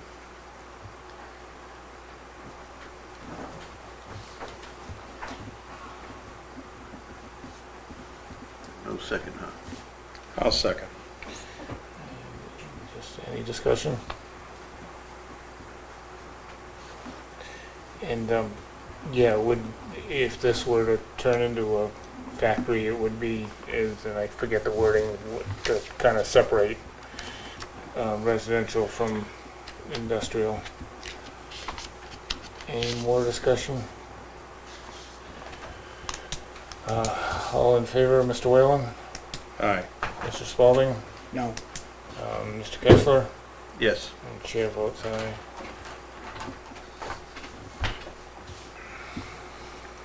I'll make a motion that granting of the variance would do substantial justice because it allows the property to be utilized in a manner consistent with the surrounding zoning.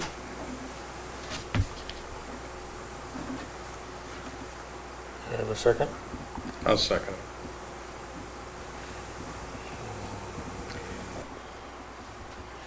Any discussion?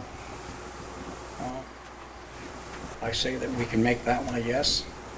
The reason we can make it a yes is because of the structural problems of industrial traffic to and from. No, we don't address traffic though, do we? Well, it goes I guess we have to consider it, right? It You can, go- it is a statement for the vote. Yeah, and it goes around with that paragraph that industrial and residential shouldn't be mixed in together. I don't remember verbatim.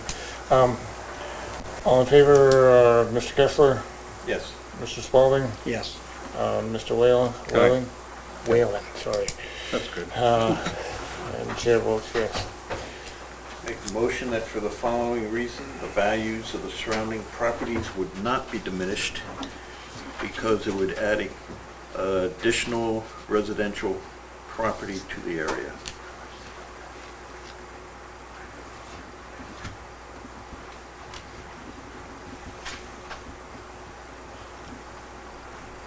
Have a second? I like to second it. Any discussion? Well, the residential sitting in that pocket probably would enhance property values. rather than the industrial, but it would depend on what the industry is.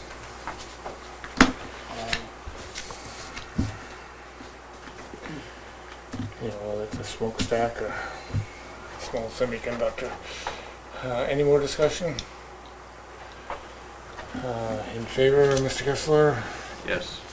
Mr. Spalding? No. Mr. Whalen? Aye. And I will vote aye. Make a motion that owing to the special condition of the property that distinguishes it from other properties in the area, denial of the variance would result in unnecessary hardship because there is not a fair and substantial relationship between the general public purpose of the ordinance provision and the specific application of that provision to the property, because the location of this property is surrounded by residential properties. It would not be isolated in is not an isolated industrial property. And the proposed use is a reasonable one because it will increase, it'll add residential use to an area that, to a lot that is surrounded by other residential use. Do I have a second? I'll second.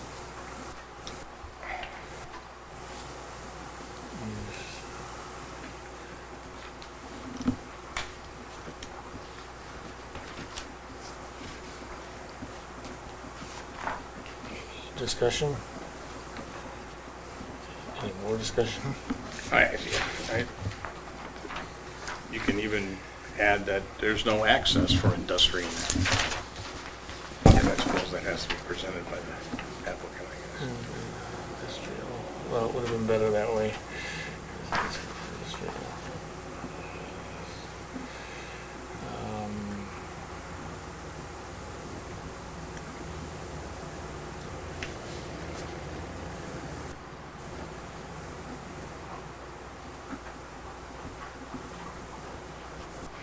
Any more discussion? All in favor, Mr. Kessler? Yes. Mr. Spalding? No. Mr. Whalen? Aye.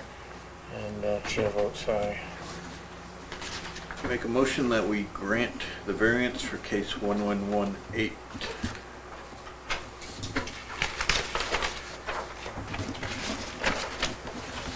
Do I have a second? Second. All in favor? Yes, Mr. Whalen? Aye. Mr. Spalding? No. Mr. Kessler? Yes. And chair votes yes. There you go. Yes. As presented. Yes. Yeah. Got it? Yeah. Yeah, This one that I got. And That two are right there. Here's the other one. Do you have the NOD that you signed? I need just the notice of decision. I can take this out of your way. this one. All right, I gotta use the board's room. Thank you. Thanks, Ron. Hey, Thank you for and Ron, Yes. I was really tempted to do the delay when you said, yeah, 2 weeks, it'll be the same damn thing. You know, part of the hair on the neck went up and I said, well, damn it, we'll kick it back. But that wasn't the right thing to do, but. Appreciate that. So, but, and I think it's a good project, and we did back into the hardship, not you, but as I say, my problem is gonna be how many cars are coming up and down, and I'm out of it now. That's what we pay traffic engineers for. Yeah, I'm out of it now, so that's, I'll get this to you. Thank you, everybody. Thank you. Thank you, Christina. and I hope you guys can actually build something. Me also. And I know They're keeping us busy. They're keeping me in. You know where it costs to carry that place in? yeah, no, I know, nobody Thank wants you, to guys. do it more than you are. But hope we don't see you again. I don't take that the wrong way. No, that's not, yes, that's, you know how I meant it. Okay. Still awake?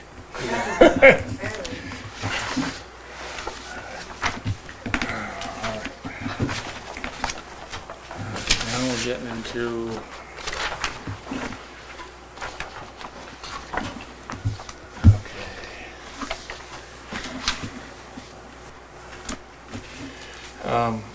case, we'll wait for Ms. Gessler.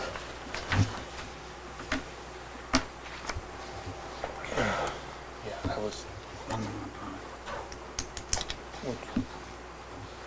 1-5, right? Yep. Yeah, we'll wait for Jeff to, Who's that other guy? He worked for Bill, he took care of Bill in his last days. he was kind of brokered, yeah, I forget the name. All right. Freaking work for Ruger, and it doesn't make any difference to me. I mean, it's just, I just can't see any other purpose for the town. You ready to move on? Yes, yeah, we'll wait for you.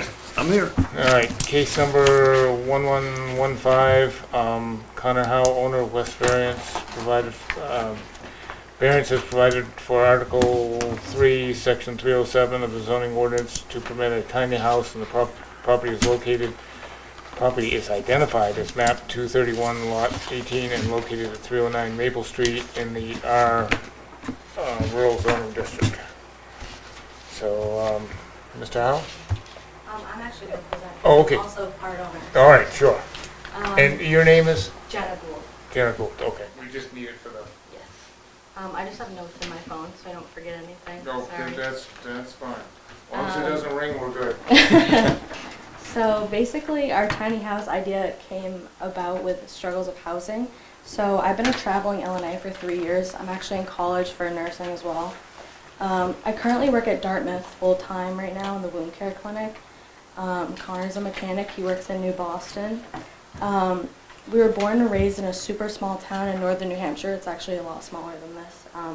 So looking for a place to start our family, we came across Newport. It seems perfect for us. We're actually getting married next July, and we plan to start our family after that. So with the way that the world is currently, everything going on with COVID, housing has been a huge struggle, not only for us, but many people in our age group. Not only that, but building materials are super expensive as well. We kind of brainstormed a way to accommodate both of our lifestyles back in 2020, and we came up with this idea for a tiny house. We worked really hard. We saved up all our money. We actually drained our savings. We bought the land on Maple Street. We built the tiny house from the ground up, not cheap. But we did find the piece of land on Maple Street. It has all the hookups that we need. It has electric, plumbing, all that. So as you may know, especially some of our neighbors, the land there was in very rough shape. There was a house there. It was foreclosed, I believe, and it was torn down. So the land was definitely rough, but our family and us, we worked really hard to restore the land. It's been landscaped and everything's been filled in.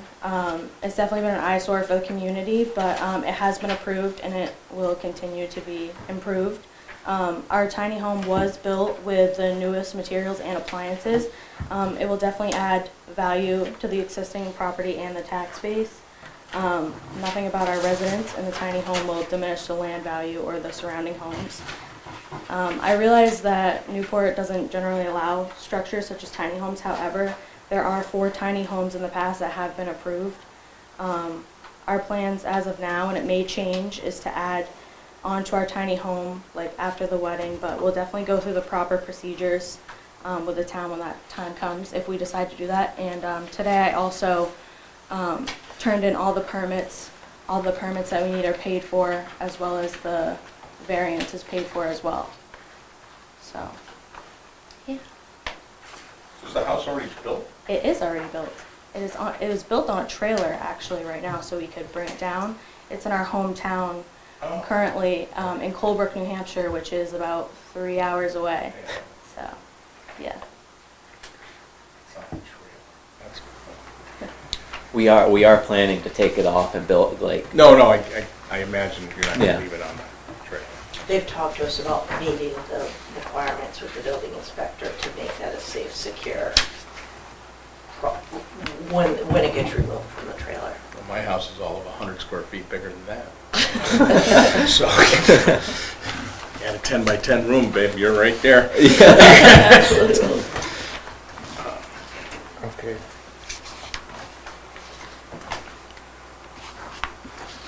No, is this a picture of it on the, no, this is. No, this is- that's the tax card, and actually that doesn't even have them as the current owners. So it really is just the map and lot and the address and the acreage. So this is what was there? It was there and that's been torn down. All right, so there's nothing, all right. There's nothing on the lot. It does have septic and well, like Jenna said. Can you give the dimensions of the lot on here? The lot As long as skinny. size. Yeah, it is. The lot is 120 feet along the road, and it's 1,353 feet deep. Holy It's 4.6 Call the piano acres, key lot. except it's 4.6 acres, Okay. which is yeah. It is a narrow lot for that neighborhood. For any neighborhood. Well, you put it on Cheney Street, and it would Well, yeah. be a little different. Usually. The last page is the locations of the other tiny homes Oh, is that what, and yeah. the location to theirs. So the blue dots are the other tiny homes, and then theirs is the yellow with the red X. All the other tiny homes are in rural district like theirs. I don't know if that necessarily means anything. Right, and some are secondary or seasonal, but they've all come before us in the past to get approval. There is a gentleman, I believe it's on Chestnut, that's in the military that is planning on adding on to his tiny home, and I've spoken to him recently, and being here more than just his 6 months at sea and 6 months here. So what was the purpose of the tiny home limitation? Were they worried about having It wasn't a tiny home cabins? limitation. I think somewhere in the zoning ordinance it says that it basically says a 600 square foot minimum size, and it's like, It's required in every zone. There's no, it's probably because at some point they wanted to keep everything looking like, I don't know, like, Instead of like a cabin, like somebody slapped together a shack in the, well, that, Christina, can we get that wording? Would you pull that out of the ordinance, please? The 600 square foot. yes, out of it's in every zone. No houses are allowed in the yeah, I town. noticed that in the, In as I was any looking zone, through the- I but didn't bring yes, my book she's with in me the right now. rural, so, let me get you the rural, or they are in the rural. And what's the square footage of, Of the tiny house? yes, So the bottom floor is 160 square feet, then the loft upstairs is 64. So I think it's 224 now. Oh, I thought it was, okay, right around 600 square feet, but no, it's No. not even that. no, 600 is, Is regulated. That's me. 20 feet long by 8 feet wide, and on the trailer it's 13.6 high.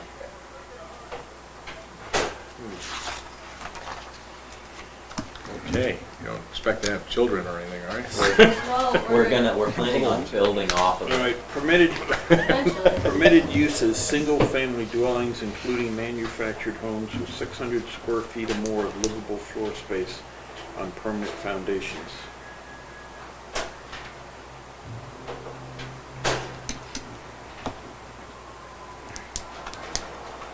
I rented, when I first moved up here, I rented a cottage on some people, that was about that big. It was tiny. That was like $250,000 property.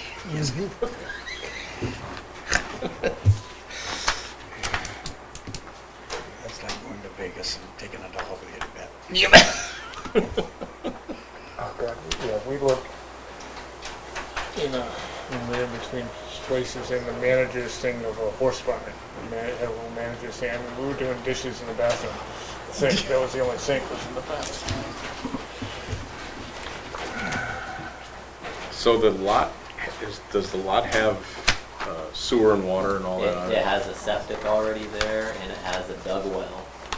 And This is the there's 2 electricity right pages up of the the rural road. zone, like So what did it come out to, 200, section. what their square footage come out to? 160, and I forget It what the says it top right in floor the was. 64. 64, is so the 224 single family residency.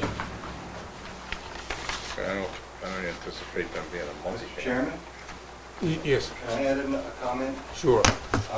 I know that in other towns, when they've had this kind of ordinance, one of the things that they were concerned with was them being left on wheels, and therefore it being a camper. And so they limited the use of tiny homes because they didn't want campers. I don't know if that was a concern when they put the ordinance in place here, but it sounds like they're creating a permanent structure rather than leaving it on wheels, which a lot of people always do. So are you planning on placing this on a slab of some Yes. kind? Yeah. We are. And down the road, like, we don't know for sure yet, but we're either building off of it or we'll sell that and build an actual full-sized house at some point. Thank you, John.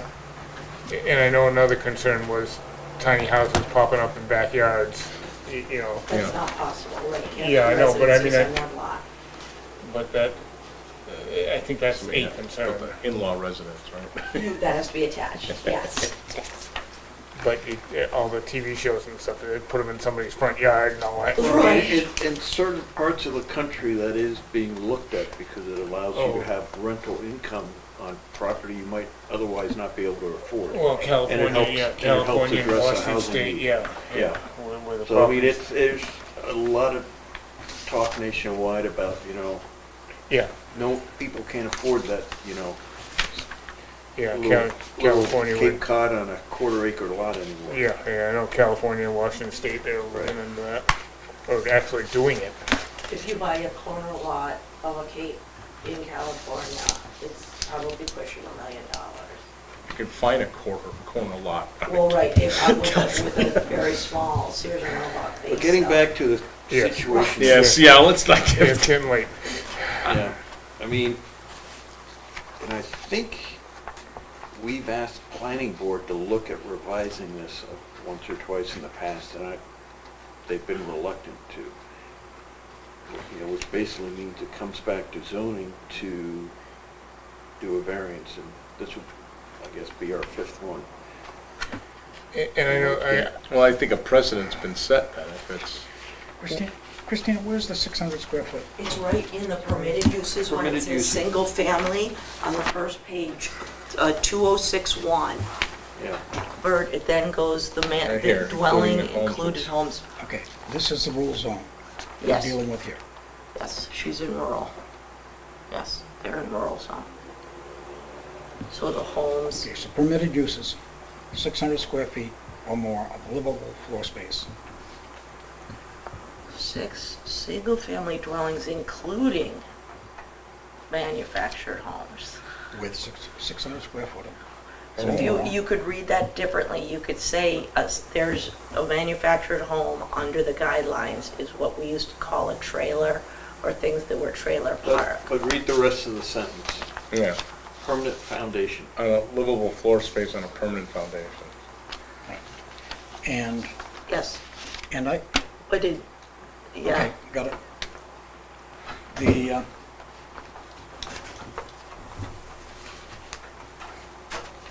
and I gotta believe part of the reasoning is. who Oh, sorry. manufactured this home?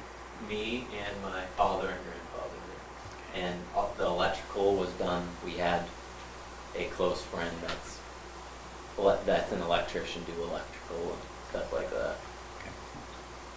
A licensed electrician? Yeah. Yes?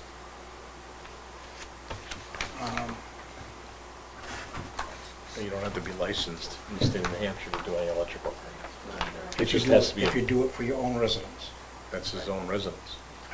I got But, that. but you need a licensed plumber, go figure that one. No, I don't. no, you don't. No, you Not don't. in I had that- non-resident. No. I had to get a stamp on when I did my addition. No, I no, don't know you who don't. made you do that. The previous administration. Yeah, I mean, luckily Greg Merritt signed off on my drawing. They will need, I spoke today during the permitting process, that they will need, now obviously the permitting process cannot go through if they're not approved, so let's put that to, but they came in to do the paperwork. That they do have to hire an electrician for the box, for the exterior Right. Oh, Eversource, that is always required. Yeah. Yeah. We inspect the entire home, whether it was built in Timbuktu or it was stick built on the property. For the meter box? Oh, we inspect the meter box just Yeah, like you we do. came to your house. Yeah, but you didn't have to, I didn't have to have a licensed electrician do that. To You do not. install. Huh? To install it. You do not, public service, Eversource. Public service will Yeah. install the meter. I put the meter box on the house, I put the mast in, I did the whole thing. They came in and put the meter on the box, and then they inspected it. Without an electrician. That's right. I'm surprised that they hooked up because they won't anymore. They In won't. any case, getting back to Yes, yes, we're As- But they're oh, aware whatever. of that. Okay, So so- any electrical work they did inside, they're aware that they will have to hire an electrician for the, and that we then inspect it through the certified electrician, and then we go to Eversource directly to say when they're ready to be turned on. Yeah. After, and they've also applied for a certificate of occupancy. Again, none of those would go forward if this wasn't. Right, the only change from any other home construction in Newport is the size of the house is the only thing we're looking at. All the other permitting and requirements will continue to be met. Yeah, and I gotta believe part of the problem was, part of the rationale was the powers to be didn't want the proverbial 2.2 kids going from a house that wouldn't even come close, but most houses don't support the 2.2 kids, but, I mean, that, and there was the story of the Bascom Road house that had a whole bunch of kids coming out of one, wasn't a tiny house, but, We know the failure of that in the last 4 years. yeah. But, I mean, I think that's part of the reason. Well, Now, you have stated that there are others that are permitted. There- On that Can- map, there are 4 others permitted. Okay, the dots are meaningless. Show us the lots and give us some information as to There's- what was done and how it was approved. I can go get that. The lot Yeah, I don't have sizes on all the other tiny homes are larger than I guess theirs. that was in the master one. they've come before this board, I remember 3 of them. Yes. And they're built on much larger properties, so they're taking up one little tiny house on much larger parcels. Theirs is Okay, the tiniest parcel. Christina, we gotta be real careful with the information that comes to us. I'm looking at one right here, and I know that house. It's not a house. It's a camp that they come up to, and that's the way it was put forward and approved. So to put it here as it is a tiny home means that somebody's gonna live in it, sun up to sundown, week after week, not come up here to camp for a week. Anyone in any of these homes could change to living there permanently. I know one of the structures of the tiny homes, I think one of the fancier ones, they are also looking, when they retire, to move there permanently. So none of, whether it was presented as we live there 6 months or not, can be changed by them at any time. All There's right, no so what regulation you're on saying that. to me is if you can get it by the regulations and get it in the ground, then you can have 20 people live in that building. Wait a minute, let me finish. You can have 20 people live in that building once it's there.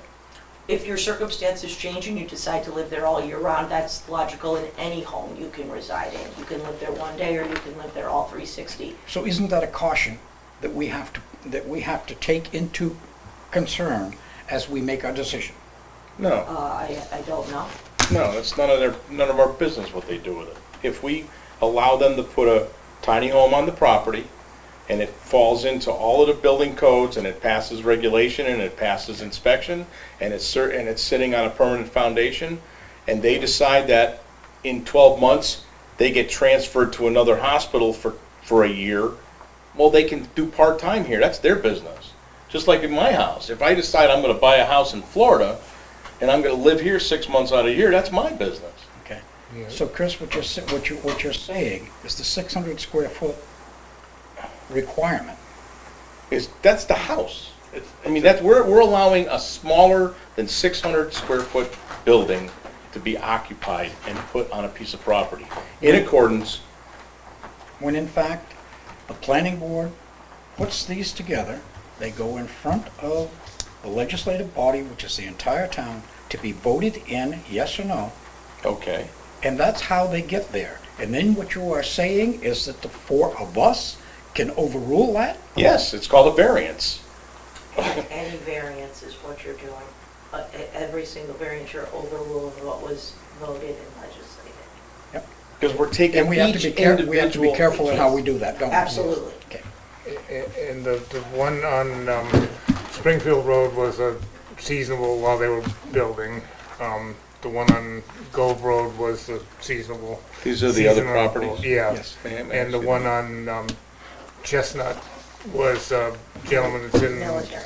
yeah, came and going, when he wasn't deployed. But he it was his living there. permanent residence, I think he's just out to sea. Yeah. So that's, they've been presented, two is seasonable, one is when I'm not on the ship, I'm living there. And Sorry, I was in the Navy, so I know what it's like to be in small quarters. yeah, actually, maybe he gets to expand. That's one. right. Yeah. Oh, yeah, this is great. I got another 100 square feet.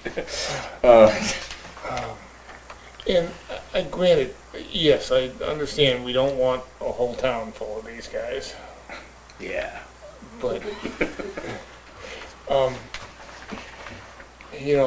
popping up here and there, I don't think is a problem, and that's why the variance is here for it.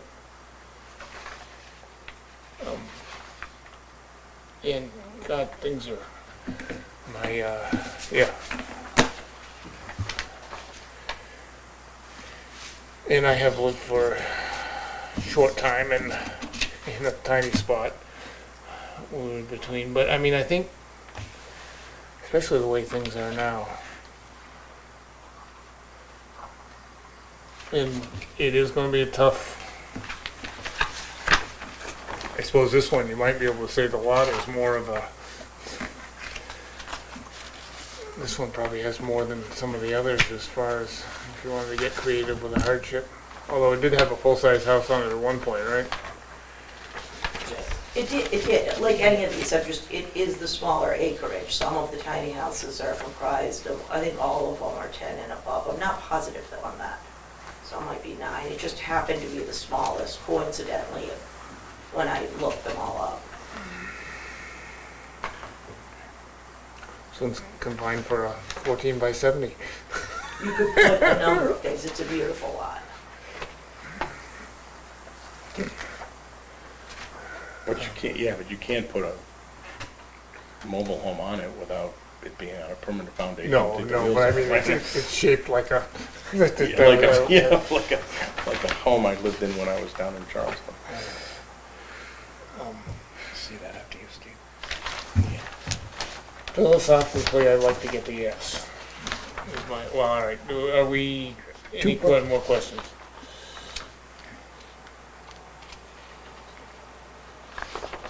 What will be the foundation for this building? We are gonna have a concrete foundation.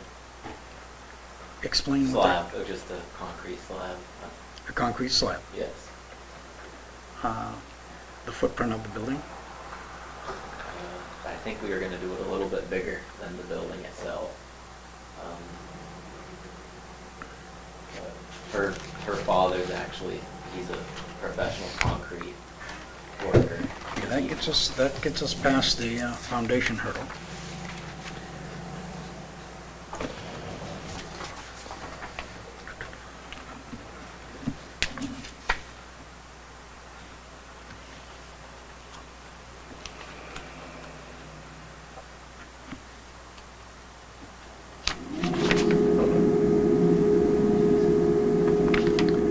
Exhaust from the fire department, they started up an engine, so hooked to the exhaust system. Nice breeze we had earlier went away. What? We had a nice breeze when we started. Yeah, we did. But we'll be able to smell the diesel exhaust. It's just a font of, They won't have the fire station. So all of these that were here were permitted by the planning board, Christina? The zoning board. Zoning board? Yep.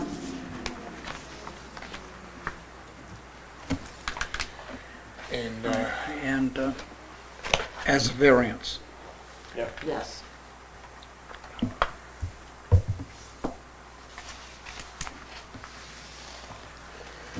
so there is a precedence, maybe it's a bad one, but I think, Supervisor. I think No, times right. have changed too. I mean, Yeah. with people trying to conserve and be green and a small footprint, I think there's a lot of movement towards some people that are really thinking bigger than themselves. I don't think that's necessarily their aspect, because they're looking to actually grow, but a lot of people are looking to shrink their footprint. I know yeah, it's tough to afford. I know I've got 2 kids, both are looking to. You've got a nice construction project going on. Both looking to build. I think one's going to be able to swing it, and the other is not. So I know it's tough. Well, the price of lumber went down, so. It went up and down some. It went down, dimensional lumber went down 50%. Yeah, but after it had gone up 300%. So let's get back to the Yes. case at hand. So we have, and I don't have a problem with doing spot ones. I'm just talking philosophically. Here and there, like I say, we don't want a whole town full of them, but I don't think there's been a huge. This has been over what, 6 years? Absolutely. I mean, I think if you go to That the we've done that. housing crisis that's going on, the employment crisis, they're significant. You could add to. The employment crisis on the Well, other end. with people not having anyone young humans that can live in certain areas to be employed at certain locations. Dartmouth, Hitchcock, or Ruger.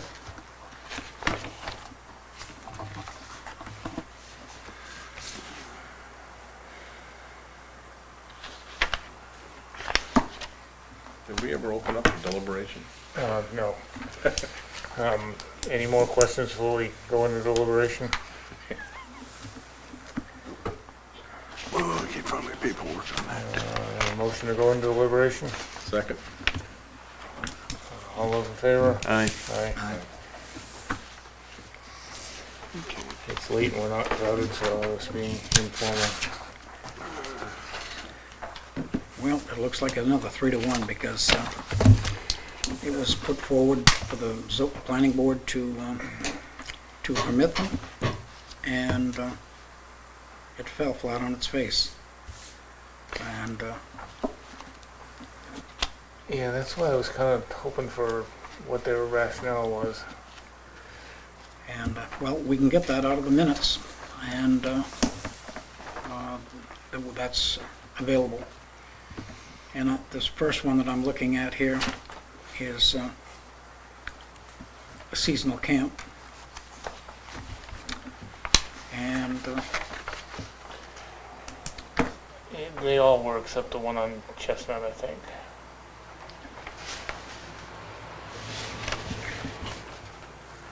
so, have we had people come forward who have not said they were going to live in it, that it was going to be seasonal, and that was the key to the door. And now we've got people that are being honest and coming forward and saying they want to live in one. Is that the dilemma that we're in? Yeah,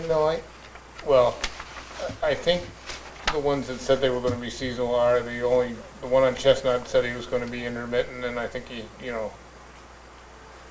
mean, is it the key to the town to have people living here to not have empty lots with little homes and no one in them? But that's just high-level perspective on I thought that youth, having children, a vibrant community was more of the master plan here. I mean, Not whether seasonal. a home's seasonal or not, that doesn't impact how it's permitted and such. But we can't legislate from here. The We're not legislation legislating, process we're is being variance. bypassed by a variance that we give that doesn't show a hardship that is inherent in the land itself due to the zoning. And the 600 square foot requirement is a requirement that was put on by the process. So, and turned down to expand and change, Jeff. So, what's that telling us? That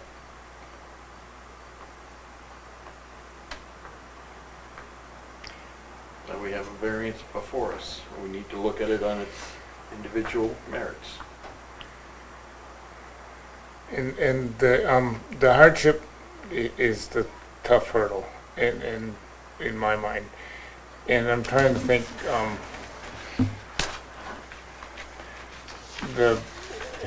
trying to remember, and I think that's in,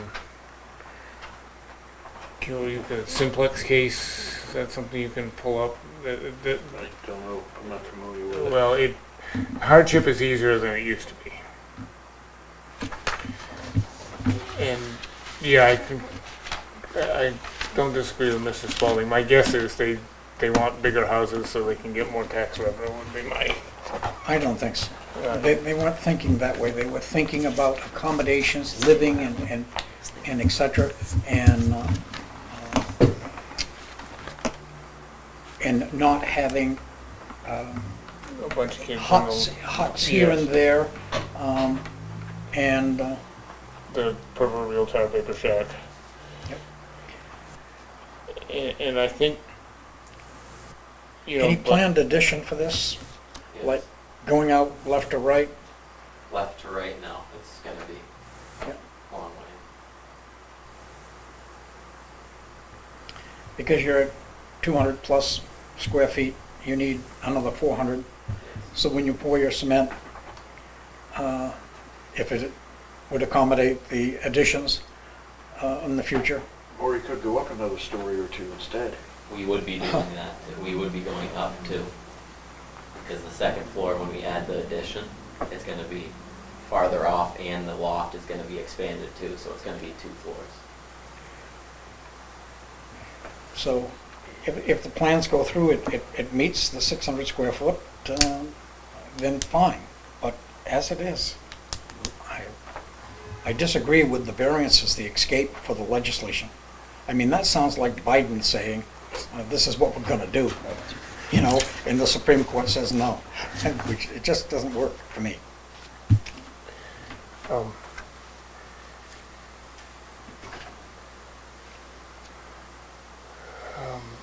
So your planning for now is just doing the slab just a little bit bigger Yes. than the house.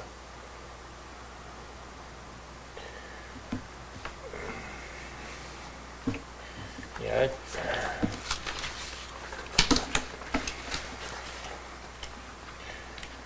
And so we've done, well, this would be the second one actually with somebody that's not saying it's going to be Well, seasonable. regardless, it's the fifth approved under this purview. Seasonal or not Again, is yeah, it's- irrelevant And to the it, size. them living here full-time makes it a much better sale. It means that they're gonna contribute, they're gonna get their hair cut, they're gonna have dinner here. All right, there's one other factor we can throw into this right now, and this is my opinion, period, not as a board member, my opinion. We've raised through regulations, we've raised the cost of a single-family home to an excess of $300,000. So we have taken many people in this country and put them in cardboard boxes underneath bridges. This is not a cardboard box, but it is somewhere in between. So by the add-ons of add-ons and add-ons to everything that has to be done in a house to make it safe, we have pushed some people out into an environment that is very unsafe. So I'm really torn on this one. Yeah, Well, they bought the property. Well, They own the property. they bought their problem, and so I can see both sides of this. They bought their problem. Before you buy a piece of land, you need to know what you can do with that land. And at that point, that's why you back off. But that and again of itself. Chris, are you understanding? I completely understand you, and this is the United States of America, and I'll do any damn thing I want with my property as long as I follow the zoning board, the zoning rules, and if I don't, then I need a variance, and that's what we're here for. We're here to take what we legislated and take an individual Okay, so circumstance. you're thinking I'm against this? That's what I'm hearing. Okay, you gotta get your hearing fixed, because what did I Okay. just say about we're displacing people and putting them under bridges? I understand And it. that's an unacceptable thing in this country, isn't it? I agree with you. Okay, good, so then I'm against it? So let's put it through. What are we waiting for? Well, Mrs. Okay, Spaulding's looking to, deliberations, you talk about it and you meld it and you do something in it. You just don't put your heart in and make a decision. So Oh, I'm trying to not figure out put how my this heart can, how this can be done. yeah, this is on the edge of being 110% kosher. But that said, I'm ready to go. To me, the 600 square foot minimum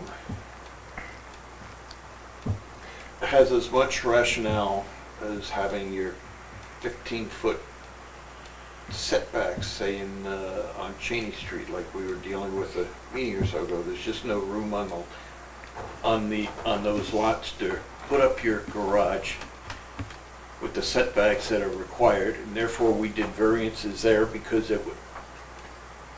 there was no rational reason for it.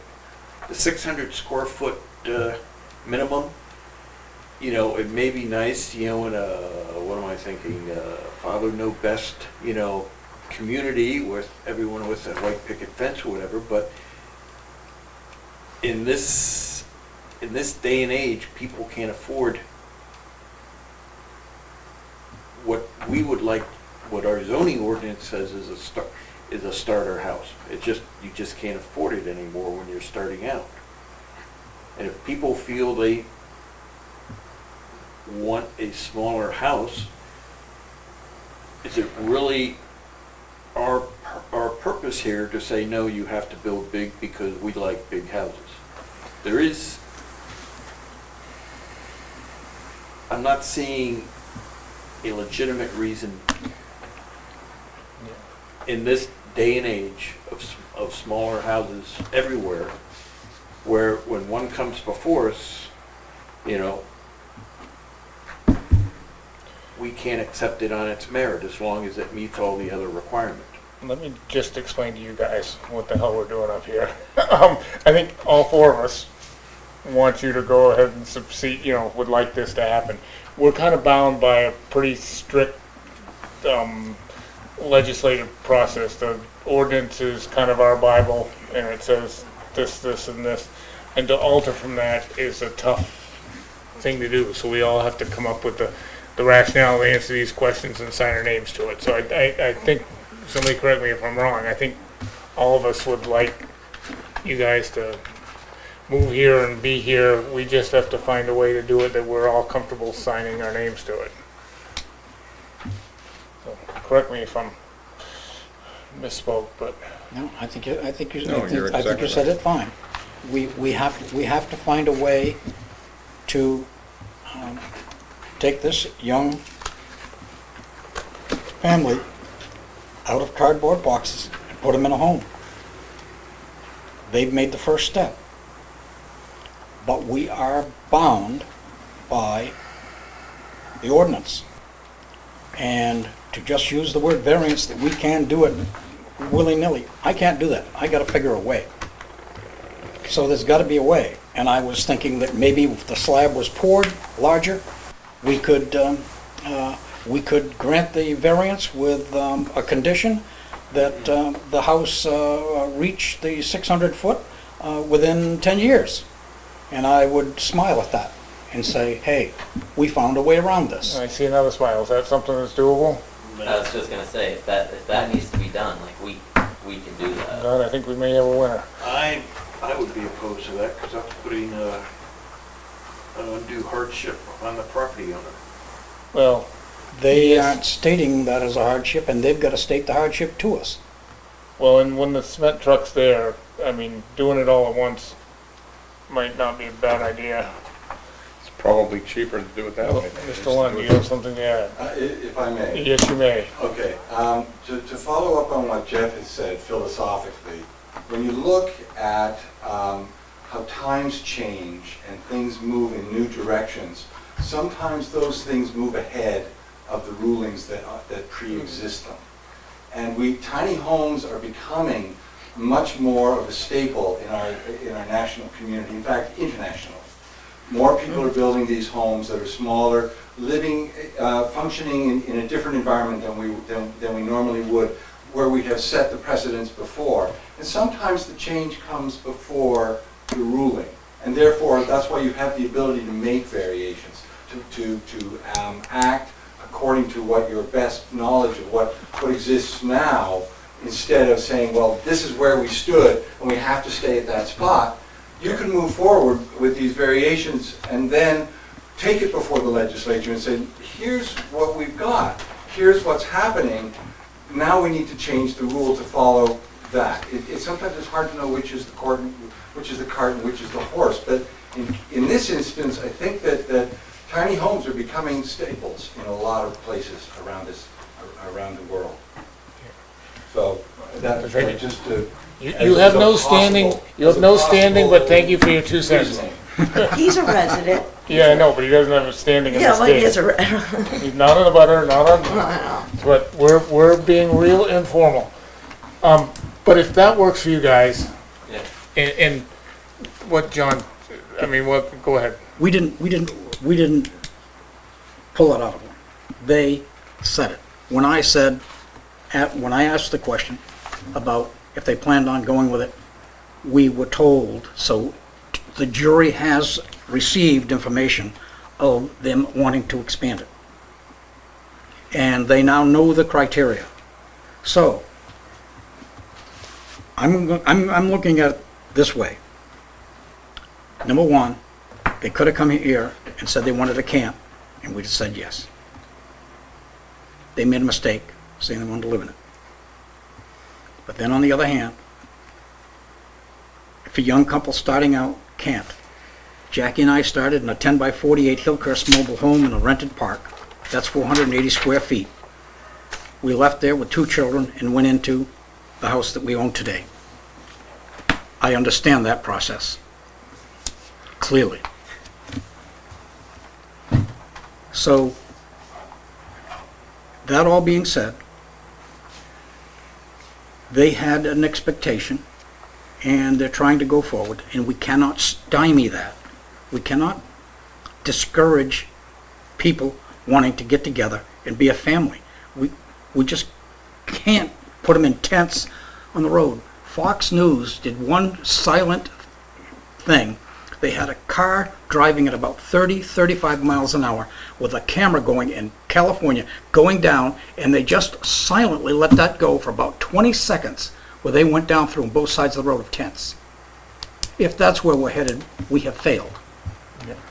So, that being said, that puts me on the side of saying yes, but I got this damn paperwork that says no. Jeff, I agree with you. The 600 square feet probably is arbitrary. Was just a number put out there.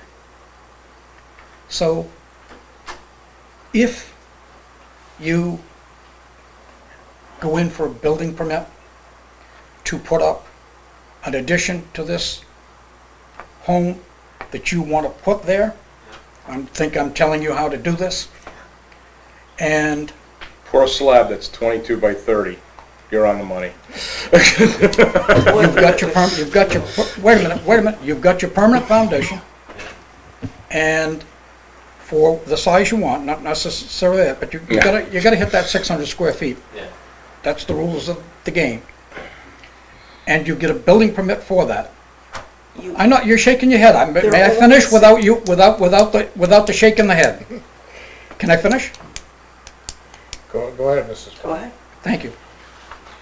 So at that point, you get a building permit to add on. You've got a period of time in which to go with it. Well, that requires an occupancy permit. That's going to be your hurdle. Okay.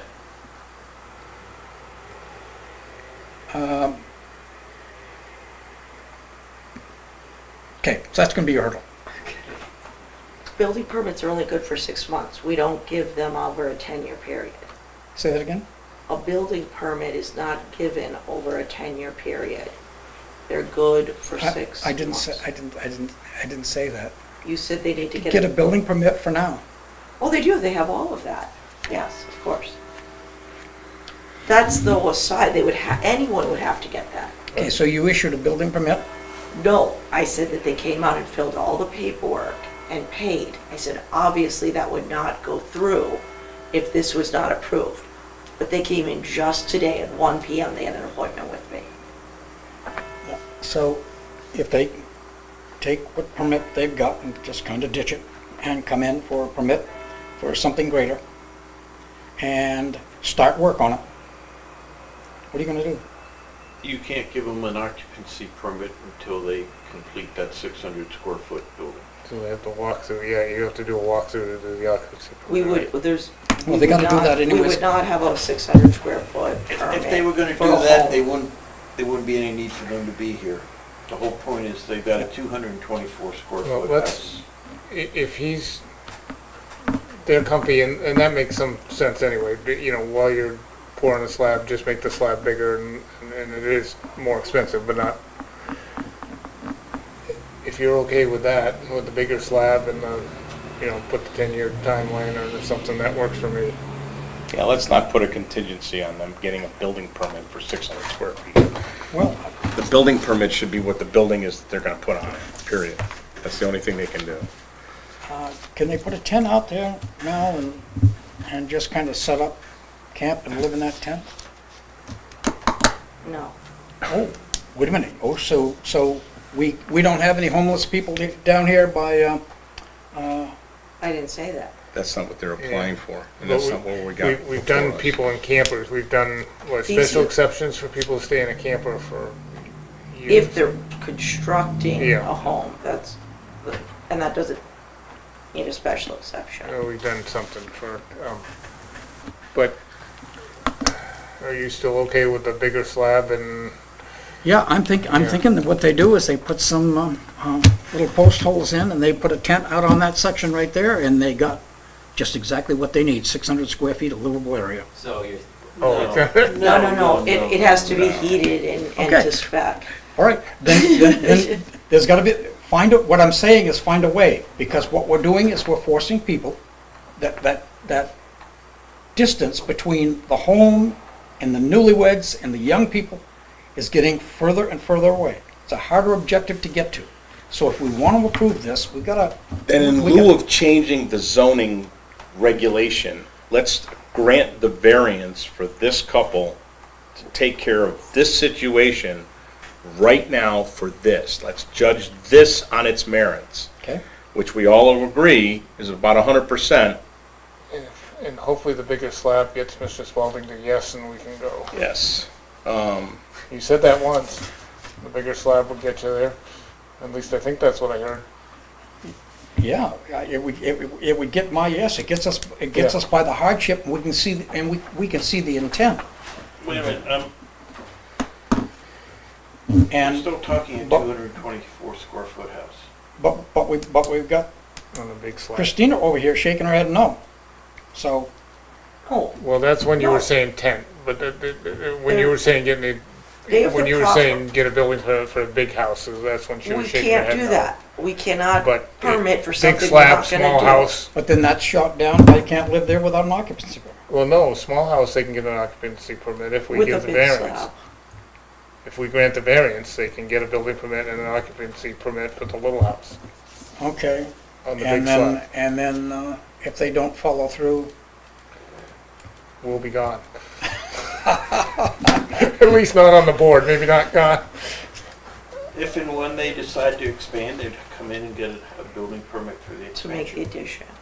It does require some, yes, I know Christina plans on being here for another 10 years, but I'm not gonna be here in 10. Obviously, if you want to put that down, it's not easy to follow through on that, but yes, the property would have to be marked somehow. I could think I about would that. not want to do that. I would not want to do that either. That's not. interfering with a Well, person's use let's, of their- let's do We the didn't big do slab. it, we don't have that on the I other. don't even like the big slab. Yeah, it's a big place to wipe your feet coming in. If you doesn't do the have to be big a- slab without the 10 years, then that gives everybody And they something. may end up with a slab that they, We know now, son. wait a minute, let's think this out. The slab doesn't have to be that way. If the slab has to make up the 600 square feet, no. The slab in a two-story building only has to make up half of that. He said 2 stories. Alright, so, So the evidence in front of us is 2 stories. If they go 3 stories, I've already got It's true. so let's, yeah, Is so there a let's tree do a nearby you can 300 build a square house in? foot. Tree Is house. that how they get the Empire State Building? That's how they do fire towers. They go Let's just do like a that. They go 300 straight square foot slab and take them at their word that they're gonna expand. up. They're gonna go up 3 stories. Now, wait a minute, they already got 224. Not 2 stories. Yes, yep. So they need, let's say, 400. It's So not they really need- 2 stories. A loft isn't really It's considered a 160, story. I think, on the ground. I mean, we grant the variance for the size house they're building and what they decide to do in the future. It's up to them in the future. Yep. They may decide to sell it, next owners, and they may find a buyer that likes a small house. A lot of people, when they go to expand, just these houses go for so much money, these tiny houses, and then you build a stick-built house on the property when you go to expand. And you literally have someone picks up the house. Yeah. It's happening with trailers often now, because you can't even get a new trailer. People are selling their old ones and then stick building something. Good to know. Right, if you have them, they're highly We coveted. have one that's gonna go. Well, you're gonna have to answer the questions, Ben, but let's go. Yeah. I would make a motion that granting the variance would not be contrary to public interest, because it will not interfere with the neighbors and their properties. I have a second. Second.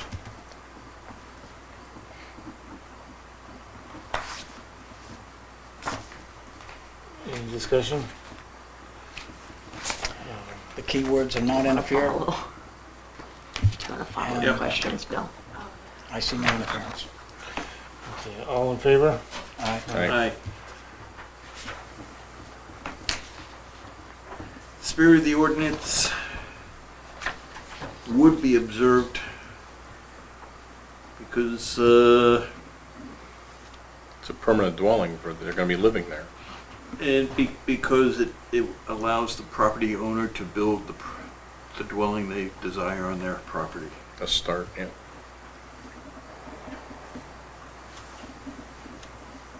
Any discussion? All in favor? Aye. Aye. Uh, 3. Granting the variance would do substantial justice because it allows the property owner to use their property as they see fit. It allows the expansion to use their property as they see fit. Allows the what? The expansion, What expansion? Allows the owners to use their property. right? But we know it's 224 feet right now. Mm-hmm. Do you have a second? Do they come back Second. if they wanted to add another 15 feet by 15 feet to it? Do they have to come back for another variance?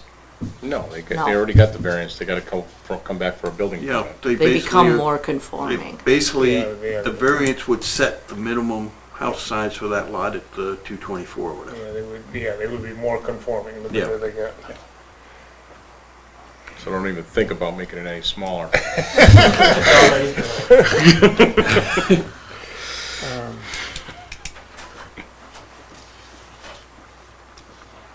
All right,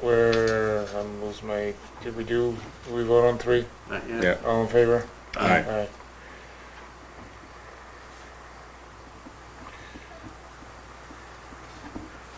For the following reasons, the values of the surrounding properties would not be diminished because of new construction on the property would only increase the value of the surrounding properties. And it would be an occupied property. Yes.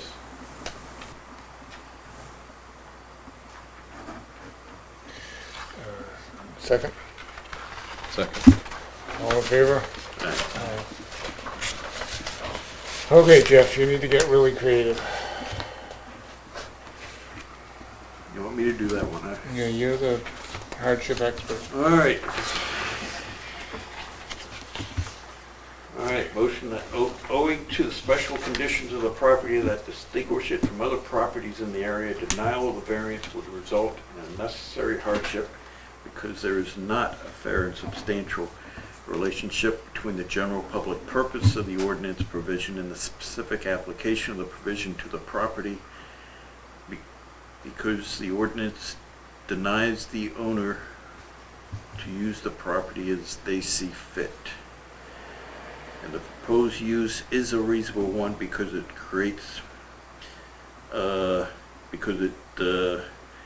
new dwelling on the property in a manner that the owner wants it.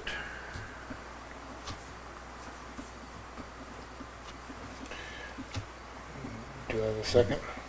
That was the second. Any discussion? I have a hard time with it. You know, I do too. And I'm gonna dig up the simplex because it used to be you almost could not do hardship, but it got easier. They lowered the, Yes. What is it, what is it, simplex? Simplex Wire and Cable in Newington. okay. They- Jeff, you should be able to pull that up on your, What?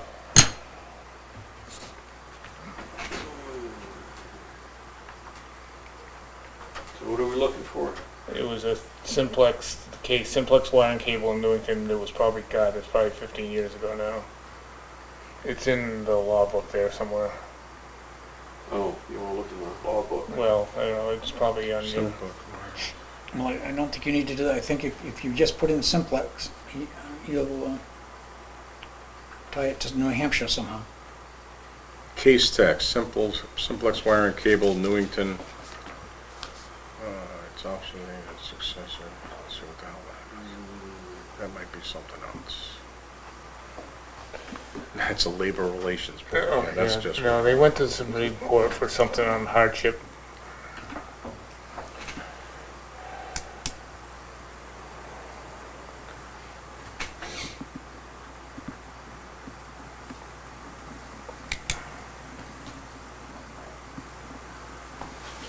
Let's see. Good. All right, can't go there.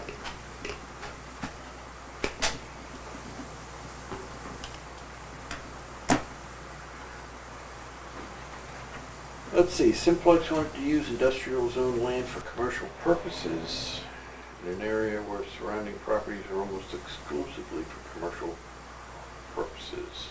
Let's see, we're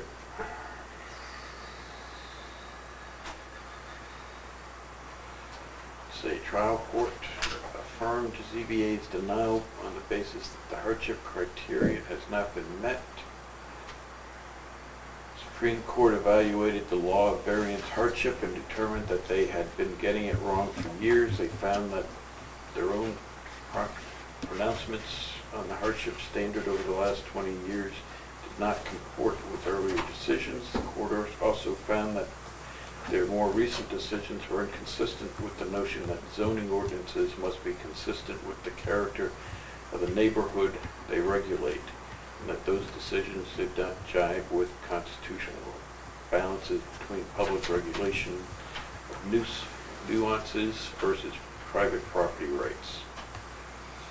Let's see, to correct itself, the court concluded, we believe our definition of unnecessary hardship has become too restrictive in light of the constitutional protections by which it must be tempered. That's Consideration. enough, right there, we got it. Now, these are young people starting out, and you can't start out in a $300,000 house That's right. today.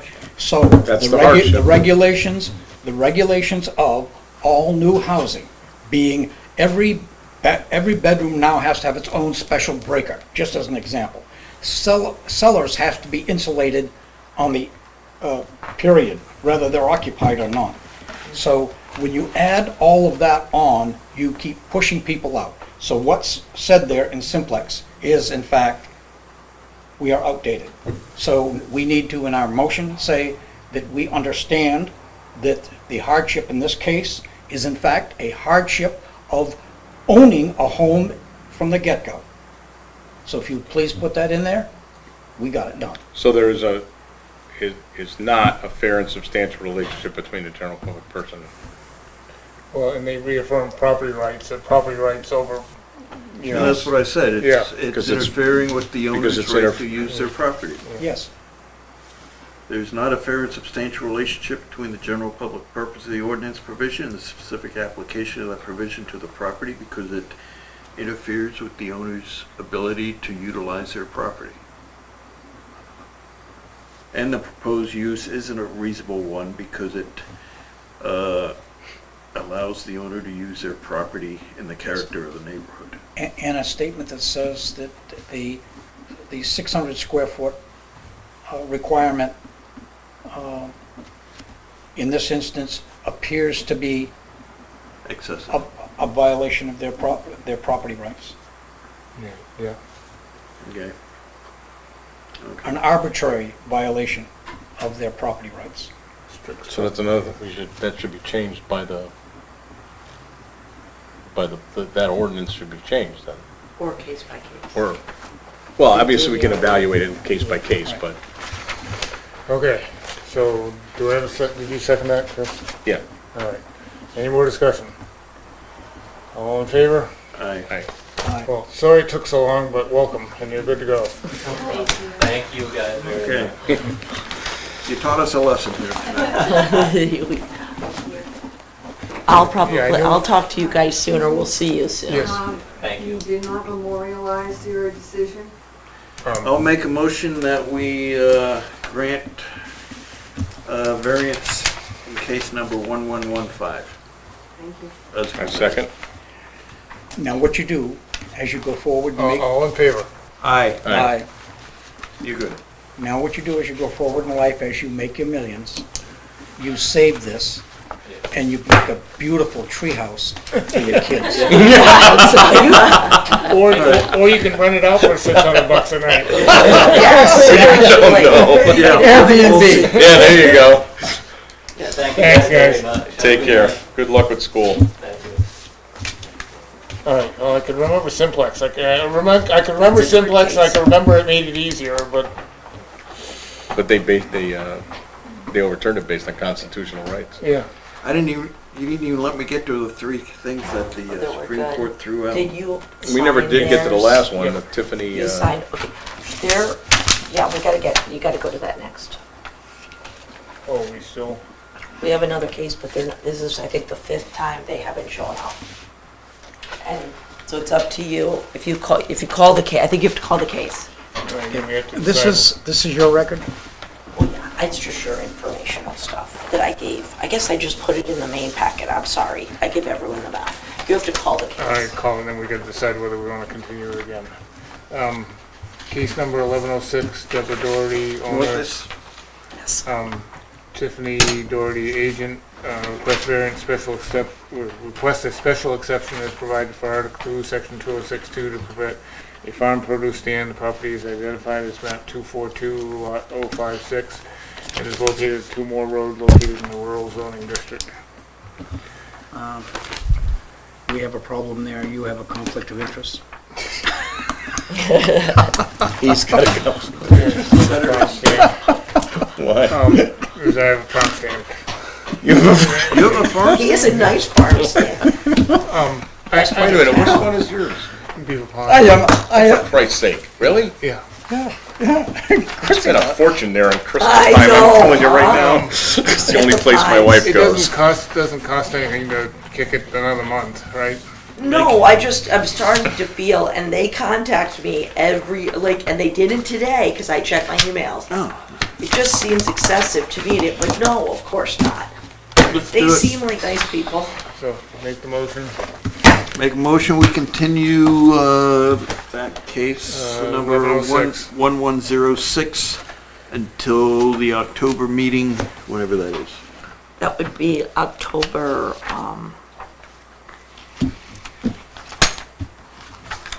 21st. No, I apologize, October 20th. At October 6:30. 20th at 6:30 PM. I don't need to take any of that with me. Second? Okay, you, Second. you've got to get a quorum together. You probably will not have me for the entire month of October. Hopefully Scott comes around. or- I can't even get, yeah, I know, or Tim maybe. Oh, that's right, yeah. All right, Meaning the rest of the board's got to show up. yeah. Yeah, I got no. All right, all in favor? Aye. Motion to adjourn. Nope, we have minutes to do. Oh, that's right. Okay, I would move the zoning board of adjustment minutes for July 15th, 2021. Second. All in favor? Aye. Aye. And then we have August 19th, right? I would move.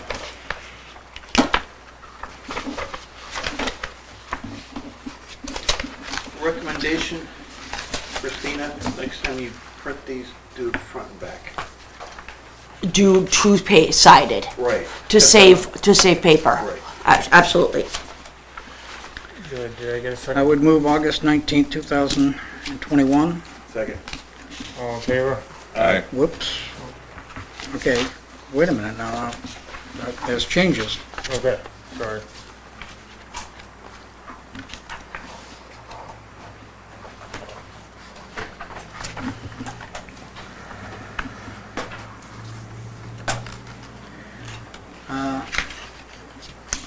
On page 2, halfway down, Mr. Kessler addressed Mr. Spalding Sr. I did. Reminded him of the purview of the ZBA. Okay. We were on ADU, and remember, I brought up the issue of the criteria in order for us to give that special exception. And F was an ADU shall make provisions for adequate water supply and sewage disposal services in compliance with RSA 485A:38 and regulation adopted by the New Hampshire Department of Environmental Services. Without that information in front of us, how could we go forward? Because somebody said that somebody came and looked at a septic system. Okay, they go in with a camera and they look at it and there's a septic system there. What are the criteria that it makes? What is the soil it's in? DES has to make a decision. And we were supposed to, in these minutes, get some notification from the Department of Environmental Services. Have we received that? No, Okay. Has a permit been issued? I have requested it. First of all, that RSA is an RSA, and I could get that for you, that if they are expanding the size of rooms to what was previously there, you have to, that's the RSA for it. Okay, so I got all the Which books. they're not. I got all the So- books here. You're talking about 483? Yes, is only for the expansion of the size from like 3 to a 4-bedroom. However, I've asked DES for the septic. They think it's pre-1967. They have to go look in the archives because they couldn't find it for me. They have not gotten back to me. And they said if it's pre-1967, which I think this may be, they didn't collect records, which this is new to me. There are no records pre-1967. You could make whatever septic you wanted, and there was no Just have oversight. an open pipe dumping it in the And I stream. didn't know, I shot, so that then is, if it's a septic made pre-19, they're grandfathered, with no plans, no need, no nothing. Has a permit been issued? Permit for what? Occupancy, right? No, There's the nothing there. construction hasn't even Oh, started. oh, okay. It was a 3-bedroom, it's staying a 3-bedroom. That RSA specifically speaks as if you're increasing the Is that the one right size. on the corner that said, Yes, it's just that there? Yeah, they're putting accessory dwelling unit. Yeah, I remember the plan, but it's like, so it's 3-bedroom, but yeah, so we don't know it's a 3-bedroom septic. And I stopped August 9th. Up that way last August. weekend. I didn't give you It's a big August. lot right Yeah. now. Well, that's what I thought it was. How did I I not tell get you, you paving on that August? road is very nice. I've been noticing the cops have been living there, so they must be flying through, that's what I thought. me again. You know that happens. Well, I was on the board when we did, the Bradford Road. And we had people there, all 38. and then Plymouth Mills was the thing to Yeah. pave it, and half the neighborhood wanted to pave. Jim went, oh, we can pave it, we can fly it through.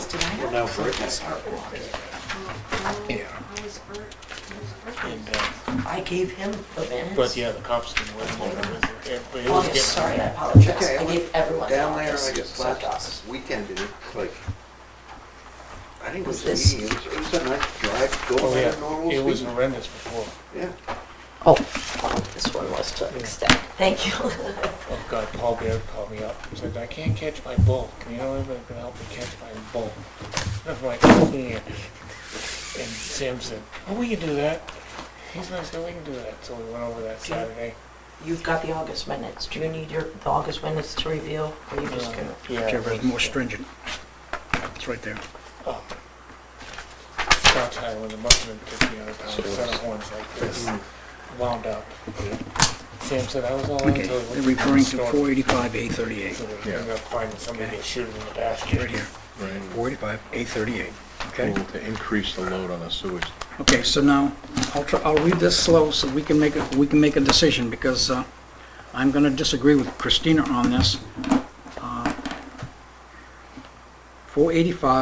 485A:38, approval to increase load on a sewage disposal system. Prior to expanding any structure or occupying any existing structure on a full-time basis, which will increase the load on a sewage disposal system, the owner of such structure shall submit an application for approval of the sewage disposal system to the department. Application for approval shall include one of the following: A, evidence that the existing sewage disposal system meets the requirements of the department for the intended usage, or the town's minimum standards for use or occupancy prescribed under RSA 48A811, whichever is more stringent. Let's stop there for a minute. Building is being expanded?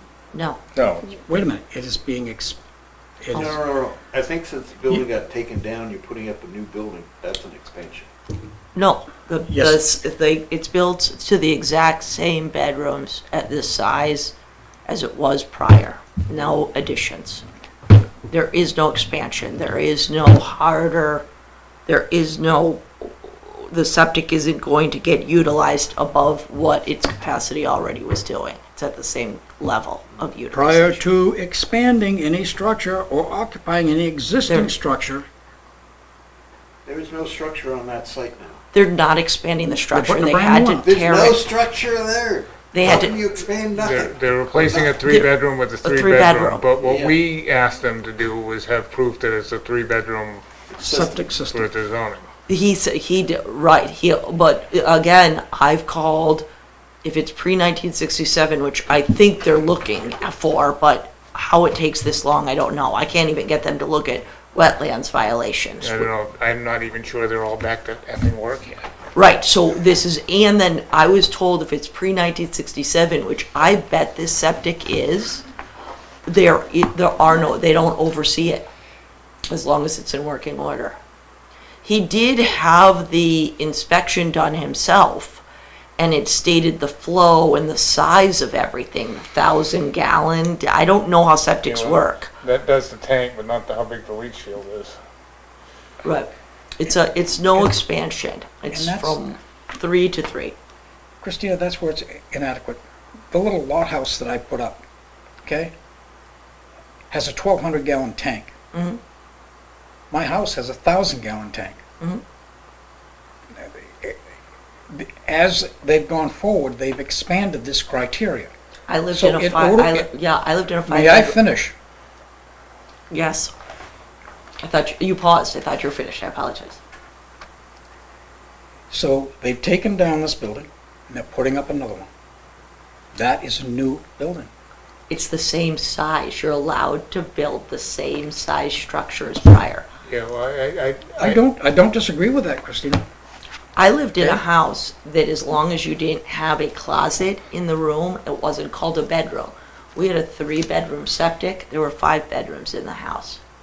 And if you know my family, there were lots of humans living in that house. We're digressing. I Right. don't Okay. think we have a problem with them building a house, but, at least I don't. They're building it same footprint. But Then what the they doing in criteria, what we expand, gave them for criteria was for the ADU to say that it's a 3-bedroom, prove that it's a 3-bedroom system. That was our criteria. It was prior. And then I thought he had that it was the size or capacity. No, all he had was a tank. So what do you do with if it does come back pre-1967, which I don't even know if they're going to get back to You me, I don't have need to to come to recall. the zoning board to rebuild a house. Pardon me? You don't need to come to the zoning board to rebuild a house. You need to but he come needed for it for the ADU. ADU. And that was a condition for the ADU. Well, So, And it's a that is an condition if expansion. you're expanding the size, and he wasn't. And that's based on bedrooms. yes, you can build a 3-bedroom house. My thing is you can build a 3-bedroom house there without And there any was a problem. 3-bedroom house Right, prior. no problem. But the additional ADU. dwelling unit. No, that's with the additional ADU. Okay, To build an ADU, he has to come here. Right. To get permission for the ADU, he has to meet the criteria from here. So, he can build a 3-bedroom house. If they want the ADU, they've got to somehow prove to us that No, it's a that's 3-bedroom system. incorporating, it's a 2-bedroom house. The ADU is the 3rd bedroom. Yes, fine, Christina, he can have Oh. a 3-bedroom house. He can't have an ADU without proving he has a 3-bedroom system. So there was a 3-bedroom house there before. Right. He They're can build building another on the 3-bedroom same house. Yep, structure. fine, You don't care. absolutely. but the law, So how, To get an ADU, he has to come to the zoning board. but only, Right. you only have oversight if it's an expansion of the use of the septic. And there is no expansion of the use. So my reading of it is that you're stepping outside your purview. All we had to do, the condition was, tell us you got a 3-bedroom, prove to us that you have a 3-bedroom system. That was a condition for the ADU. And you don't think that's stepping out of your purview, considering there was a septic there that met the needs for the previous 3-bedroom house? Go ahead, Mr. Small. I'm gonna try to get the septic plans. I don't know where we go after that. I don't want to hear it, because here the law is clear what has to be done. Roman 2, small a, no construction or operational approval shall be required from the department prior to expanding, relocating, or replacing any structure that does not increase the load on a sewage disposal system as long as the following conditions are met. 1A, the lot is served by a sewage disposal system that received construction and approval from the department within 20 years of the date of issuance of the building permit. Got one? Okay. So, Have you got one? Have you got one? I don't want to hear anything else but an answer to my question. Have you got that from an DES? inspection of this septic, It doesn't say an inspection. an approval? That's right. Approval from the department. From No. the department. No, You don't have it. Okay. End of story. There's the law. that's in the 4, If 8, you issue a building permit for that, I'm gonna bring it up to the selectmen. You've made a big mistake. You're relying on what you've done in your own where did you circumstance. where did you read that if there isn't within 20 years? You're reading it in that one section, or is it another section? 485A38, is it under that? Yes, ma'am? No construction or operation shall be required for the department prior to expanding, relocating, replacing any structure. Does not increase the load. So, if you're, where does it say regardless, you have to have it up within 20 years?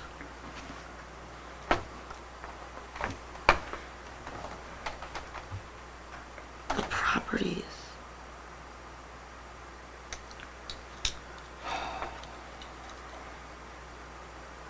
The property is non-residential.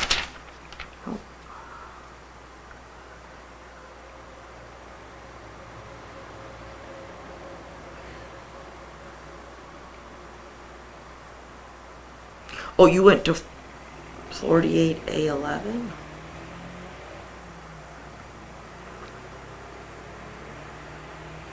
Okay, we gotta get the pressure off of her so she can, Yeah, we're getting outside the zoning bound, but the zoning purview was, we required them for the ADU to have, yes, to prove there's a three.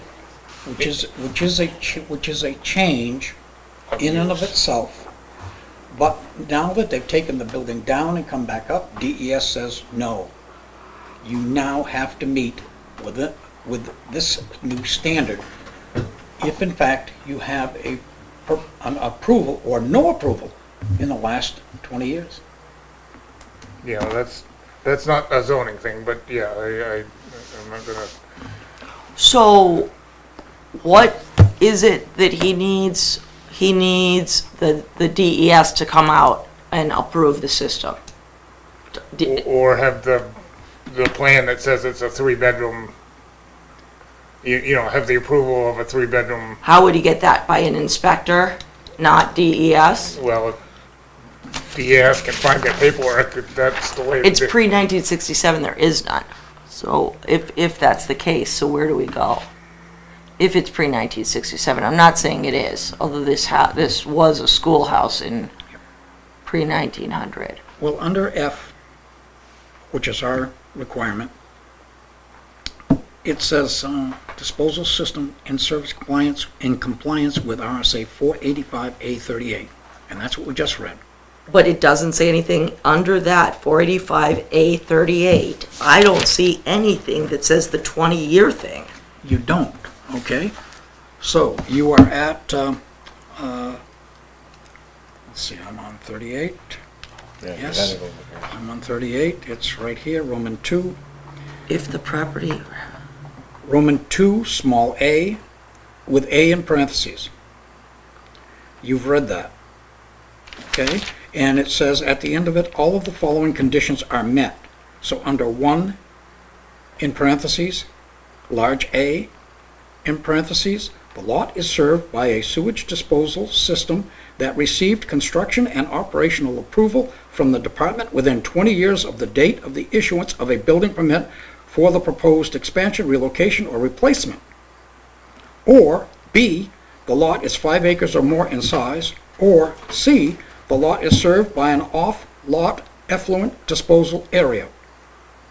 Which RSA is that? Excuse me? Which RSA is that? 485A38. So if you got 5 acres, you're fine, just let it no. run. they might have 5 acres. I don't think so. It didn't No. look that big. No, that's less than an acre, that lot. That's if it's a new system, the design of the new system, 485 what? which meets the requirements. 485A:38. Okay. No construction or operation shall be required from the department prior to expanding, relocating, or replacing any structure that does not increase the load on a sewage. No approval is needed if it doesn't increase the load. And how do they measure load? By bedrooms, right? Yes. Yep. It says no construction or operational approval shall be required from the department prior to expanding, relocating, or replacing any structure that does not increase the load on a sewage disposal system. Okay, then we go into as long as all the... You stopped right there, you didn't even Okay, read the end of could the I sentence. finish? As long as the following Right, could I conditions finish, are met. Matt? Yeah, let her. So read. I was reading, I just said, Okay. the lot is served by a sewage disposal system that received construction operation approval from the department within 20 years of the date of issuance. There we go. The lot is 5 acres or more in size. The lot is served by an off-lot, which is not the case. So unless it's 5 acres more in size, we have to get approval by DES. And further down, there is a process is stated there in what you do. Okay, Go down to, let's see, you're at 1A, go down to 3B. yes, an owner of the project that requires department approval to proceed. Oh, yeah, well, you mean that, right. Because Submit neither approval of neither design. of the conditions of subparagraphs A1, A, or B are met. May either submit for approval a design for a new sewage disposal system or apply for a permit by rule for an in-kind replacement. Are you? My point being that we, as a board, right here, are required for the 485A38 to be part of what we've done, and that's what we asked for. And so, that being said, we need something from the Department of Environmental Services that comes to this board before a permit is issued to construct. Well, Or to occupy. well, one needs to come to Christina to If I build can, it. yeah, I will One have needs to, I come know. to us for an ADU. I know I'm gonna have to call back. I know I'm gonna have to call back, and I just kept hoping they'd get back to me. So I think they said it was a 3-week process. I called pretty much the next day, so because I thought it would be an immediate answer. So it's over the 3-week process. So I will make another phone call. If they have no records prior to 1967, They'll have to tell you does what they have do to come up here, DES, or someone? I mean, because it's feasible that they had no involvement Design. with that whole system. Possible. Since 1967, prior to that, and today.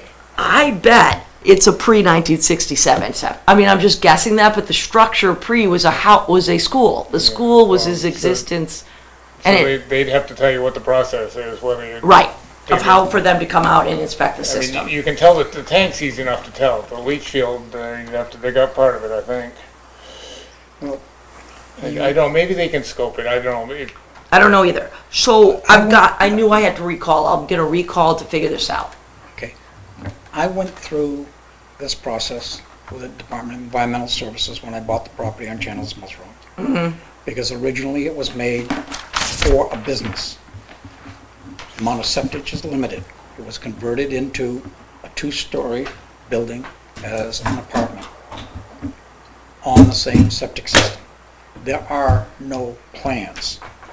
So Okay. that stopped me dead in my tracks from tearing down the building and or moving the building. So I tore down just the garage part of it that wasn't part of the house and left it, and it still stands today.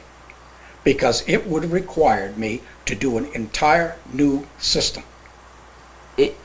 Unless they felt that the size of the septic was big enough. I wasn't gonna go there. There, you weren't gonna go there, Because okay. it was for a Right, business which is occupied 8 to 10 hours a day as opposed to a house. And no shower, no nothing. So I would be a damn fool to say, I wanna put a You new might building have a here, good septic. but I wanna use the old septic system. So we have a very similar situation right here. Well, it's been a house, I think, for a Okay, significant. you got a amount law of that time. guides you. I've okay? got it, yeah. Okay. All right. So- How do we change the minutes, and let's approve them? So, at that point, in getting the minutes done, my statement about, reminded me of the purview of the ZBA. The purview of the ZBA is clear when it says, this is the criteria. So Jeff, I was not, out in left field. I was on target. That'd be my point there. Okay.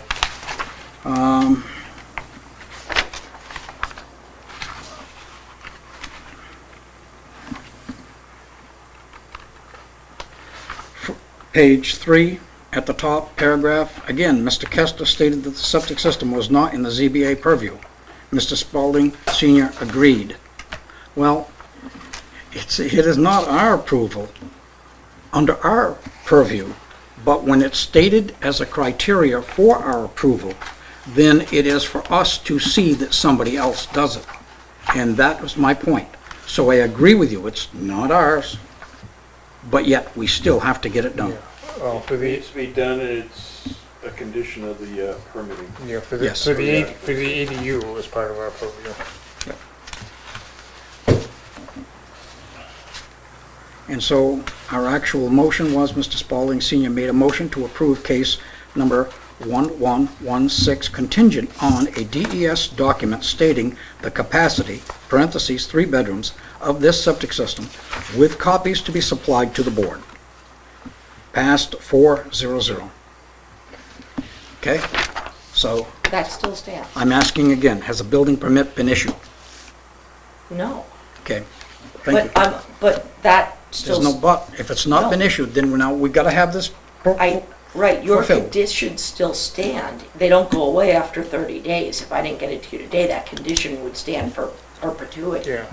It's just because we didn't get it today. That, it doesn't negate it because I didn't get it to you today. Yeah, and when I left that meeting, I would have been okay with them building the house and not doing the ADU without us signing off, but from what that reads, you can't even do the building permit without. Actually, yeah, it does read, if you've started over. Substantial construction, or you tear it down, Yeah. you You lose all your, yeah. the grandfather status goes up. Yeah, They couldn't, they couldn't. this can't be the first one, so DES must have a process. Well, right. I was shocked when she said 1967. To me, that sounds really recent. And there's something else that I would throw in. This sounds contrary, but it's not when you really figure it out. 20 years ago, we didn't have low flush toilets. Now we do. Yeah. So a 3-bedroom house today should not have as much wastewater as a house 20 years ago. Low flow faucets too. Yes. And so that being taken into consideration, And my toilet has a number 1 and a number 2 button. What? Mine doesn't. Do you ever use the number 1 button? Yes. No. Not for number 2. But yeah, seriously, you don't. I didn't know that. So you use way less even. Yeah. Oh, Yeah, excellent. because you don't. Or, as my father will do, since he lives on a lot of property, he always is just outside. Then you don't need any button. Oh, that's. Of course, Well, for number one. TMI means. For number one. please tell me when you push the button. For number, Once upon a time, though, there was a big market All right. in going up to Canada to get your toilet. Yes, because to get they the- didn't have the little best toilets. You toilets. could get real toilets. I Yes. think our, and the real light bulbs. Now, August 19th, was there a vote on that? No. okay, now, the other minutes, we've got to vote on the ones from 2020, even though we weren't here. all right, let's vote on the 19th. All in favor? Aye. Aye. Let's bring the others forward next meeting. Did Bert want changes, though, in those, or were you just making comments? There's not a quorum for the other ones that go all the way back to 20. You are allowed, from what we understand, although you can object, that if you have read them and think they sound logical or without any major errors that you might foresee, that you can vote to approve based on reading them. But again, I think you opted out of wanting to do that last time. That's semi-blindness. I'd rather just do it blind with a motion that says we have no choice but to approve them as they are, So let's do because it we at have the no next knowledge. Excuse me? Let's do them at the next meeting. Okay? Motion to adjourn. I have who attended at all those meetings. Second. All in favor? Aye. Aye. And if you would put on, is there any discussion on we can talk about the handicap, but to me, special exception in residential